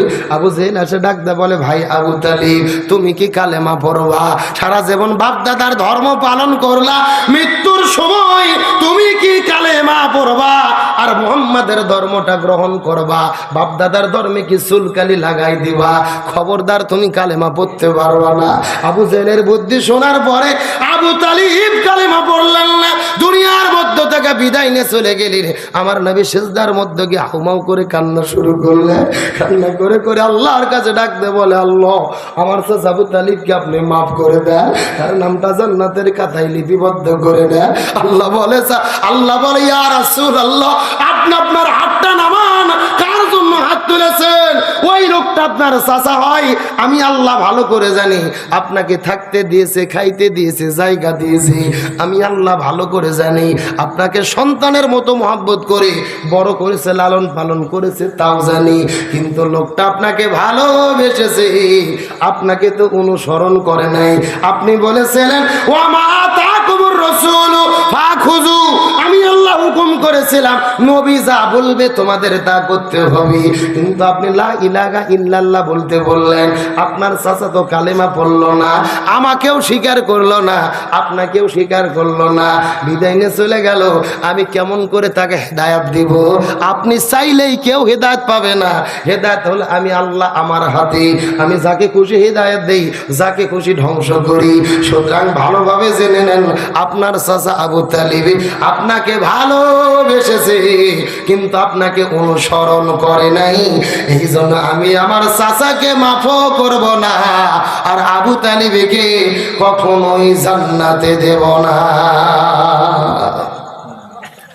এ যশোর ঝেকুর গাছার মুসলমান, দীর্ঘ 2 ঘন্টা ধরে আপনাদের মধ্যে আলোচনা করলাম, যেই মেসেজটি দেওয়ার জন্য আবু তালিব নবীকে যেই পরিমাণ ভালোবেসেছে, থাকতে দিয়েছে, খাবার দিয়েছে, সন্তানের মতো কোলে পিঠে করে মানুষ করেছে, এত ভালোবাসা কি আমরা কখনো দিতে পারবো? কিন্তু প্রশ্ন হলো, আবু তালিব এত ভালোবাসলো, এত মহব্বত করলো, কোলে পিঠে করে মানুষ করলো, এত ভালোবাসার পরও জাহান্নামে কেন যাবে রে?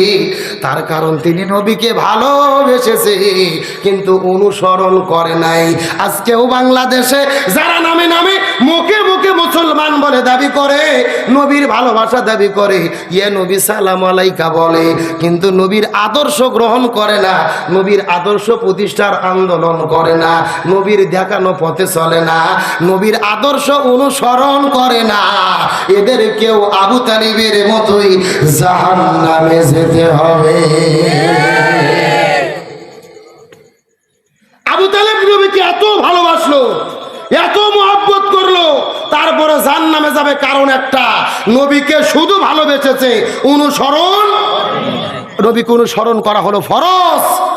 আজকে বাংলাদেশের মুসলমান যারা নিজেকে মুসলমান বলে দাবি করে, নবীর দলের বিরোধিতা করে, নবীর আদর্শ মানে না, এরাও আবু তালিবের মতো কোথায় যেতে হবে? সুতরাং আজকের আলোচনা শুনে কি আমরা সিদ্ধান্ত নিতে পারি, নবীর আদর্শ ব্যক্তি, পরিবার, সমাজ, রাষ্ট্র, রাজনীতি, অর্থনীতি, সমাজনীতি, সংস্কৃতি, পুরো জীবনে রাসূলের আদর্শ মানতে আমরা কি রাজি আছি? যারা বলেন রাজি আছি, তারা রাজি একটা হাত তুলে দেখান, লিল্লাহে তাকবীর। আমার যে বন্ধুগণ মুসলমান ভাইরা, গভীর মনোযোগ। আর নবীর আদর্শ যদি আমরা মেনে নেই, নবীকে যদি অনুসরণ করি, আল্লাহ আমাদের 2টা পুরস্কার দেবে। জোরে বলেন কয়টা? 1 নম্বর ইউহিব্বুকুমুল্লাহ, আল্লাহ আমাদেরকে ভালোবাসবে। 2 নম্বর পুরস্কার হলো ওয়ায়াগফির লাকুম যুনুবাকুম আল্লাহু গফুরুর রহিম। 2 নম্বর পুরস্কার, আল্লাহ আমাদের জীবনের গুনাহ মাফ করে দিয়ে জান্নাতে ঢুকাইয়া দেবে। জোরে বলেন সুবহানাল্লাহ। তাহলে আমরা যদি আমাদের জীবনের গুনাহ মাফ করে নিতে চাই, জান্নাতে যেতে চাই, অনুসরণ করতে হবে কাকে? আরো জোরে বলেন। আর অনুসরণ কি ওয়ার্দাওয়ার্দি না পুরোপুরি? মসজিদের ভেতরে যেই নবীর আদর্শ মানব, সমাজের ভেতরেও সেই নবীর আদর্শ মানতে। আমার প্রিয় বন্ধুগণ মুসলমান ভাইরা, গভীর মনোযোগ লক্ষ্য করুন। ওই ছেলেগুলো ডাকতে বলে, চাচা আপনার মেয়ে মেয়ে দুনিয়ার মধ্যে কি এমন পাপ করলো যেই পাপের কারণে দুনিয়ার মধ্যে কবরের মধ্যে সাপ চলে আসলো? জানতে মন চায় কি চায় না? বলো তো দেখি। এমন সময় বৃদ্ধ চাচা ডাকতে বলে, পৃথিবীর মানুষেরা ভালো করে জেনে নাও, আমার মেয়ে খুবই ভালো ছিল, 5 ওয়াক্ত নামাজ পড়তো, রমজান মাসে রোজা রাখতো, হজ করতো, যাকাত দিত, জিকির তাসবিহ সবই ভালো ছিল রে। তবে আমার মেয়ের একটা অভ্যাস খারাপ ছিল, পর্দার বিধান মেনে চলতো না। মাথার চুলগুলো বের করে, আজরা পাজরা বের করে রাস্তাঘাটে ঘুরে বেড়াইতো, বেপরদা অবস্থায় স্কুল কলেজ ভার্সিটির মধ্যে যাইতো, রাস্তাঘাটে বেপরদা হয়ে ঘুরে বেড়াইতো। তার মানে বোঝা গেল ওই মেয়েটির সব আমল ভালো ছিল, কিন্তু পর্দা মেনে চলতো। তার মানে বোঝা গেল এই ঝিকুর গাছার ভেতরে আমার মায়েরা বোনেরা যারা নামাজ পড়ে, রোজা রাখে, হজ করে, যাকাত দেয়, কিন্তু পর্দা মানে না, এদেরও কবরের ভেতরে আযাব আছে না নাই? সুতরাং মা বোনদেরকে বলি, 5 ওয়াক্ত নামাজ পড়েন, রমজান মাসে রোজা রাখেন, আপনারা স্বামীর খেদমত করেন, পর্দার বিধান মেনে চলেন, আল্লাহ আপনাদের জন্য 8টা জান্নাতের দরজা খুলে দেবে। যেই দরজা পছন্দ সেই দরজা দিয়ে জান্নাতে চলে যাবে। আর আমরা আলোচনা করেছি অনুসরণ করতে হবে কাকে? একেবারে শেষ কথা, আলোচনার শেষে জানতে চাই, ওই নবীকে আমরা কি পরিপূর্ণ জীবনে অনুসরণ করতে রাজি আছি? এখন নবীকে অনুসরণ করতে গিয়ে যদি নবীর তরিকায় ঘর বাড়ি ছাড়া লাগে, রাজি আছি? জেলে বন্দী হতে হয়, রাজি আছি? প্রয়োজনে রক্ত ঝরাতে হয়, রাজি আছি? আজকের আলোচনা থেকে সিদ্ধান্ত গ্রহণ করব, নবীর জীবন অনুসরণ করব, প্রয়োজনে ঘর বাড়ি ছাড়বো, জেলে বন্দী হব, জীবন দেব, ফাঁসির দড়িতে ঝুলবো, নবীর তরিকা ছাড়বো না। কারা কারা রাজি? হাত তুলে দেখান। লিল্লাহি তাকবীর। আল্লাহ তাআলা কবুল করুক, বলেন আমিন। আজকের এই মাহফিল হয়তো আপনারা সবাই কি খুশি? কারা কারা বেজার একটু হাত তোলেন তো। হ্যাঁ, এক মুরব্বী বেজার বোঝা গেল। আচ্ছা, সত্য সত্য কারা কারা খুশি একবার হাত তোলেন সবাই, চিৎকার করে বলেন ইয়া রাব্বাল আলামিন। আজকের মাহফিলকে আপনি কবুল করে নেন। এই মাহফিলের ওসিলা করে আমাদের সবাইকে মাফ করে দেন। এই মাহফিলে আমাদের সামর্থ্য মতো দান করার তৌফিক দেন। সকলে বলেন আমিন। হাতগুলো মুষ্টি করেন, মুষ্টি মুষ্টি। হ্যাঁ, আস্তে আস্তে নামায়া নামায়া পকেটে ঢুকান। একজন উঠবেন না। আপনাদের মধ্যে ব্যাগ আর চাদর যাবে, যার পকেটে যা আছে 10, 20, 50, 100 মাদ্রাসার মহব্বতে দিয়ে দেন। এখনই মোনাজাত হবে। আর সবাই একবারে দরুদ ইব্রাহিম পড়ি, আল্লাহুম্মা সাল্লি আলা। কই একটু ছেলে পেলে ঢুকে দেন। হ্যাঁ, আবার দিবে কিছু লোক দেন। মাদ্রাসার ছেলে পেলে একটু দাঁড়াতে, টুপি না ঘর ভেতরে একটু ঢুকে পড়ো। 10, 5 যাই যা পারেন দেন, দ্রুত দেন, দ্রুত দিয়ে দেন, দ্রুত দিয়ে দেন। আবার অনেকে আছেন আগে দেন নাই, কবির বিন সাদ ভাইকে দেন নাই।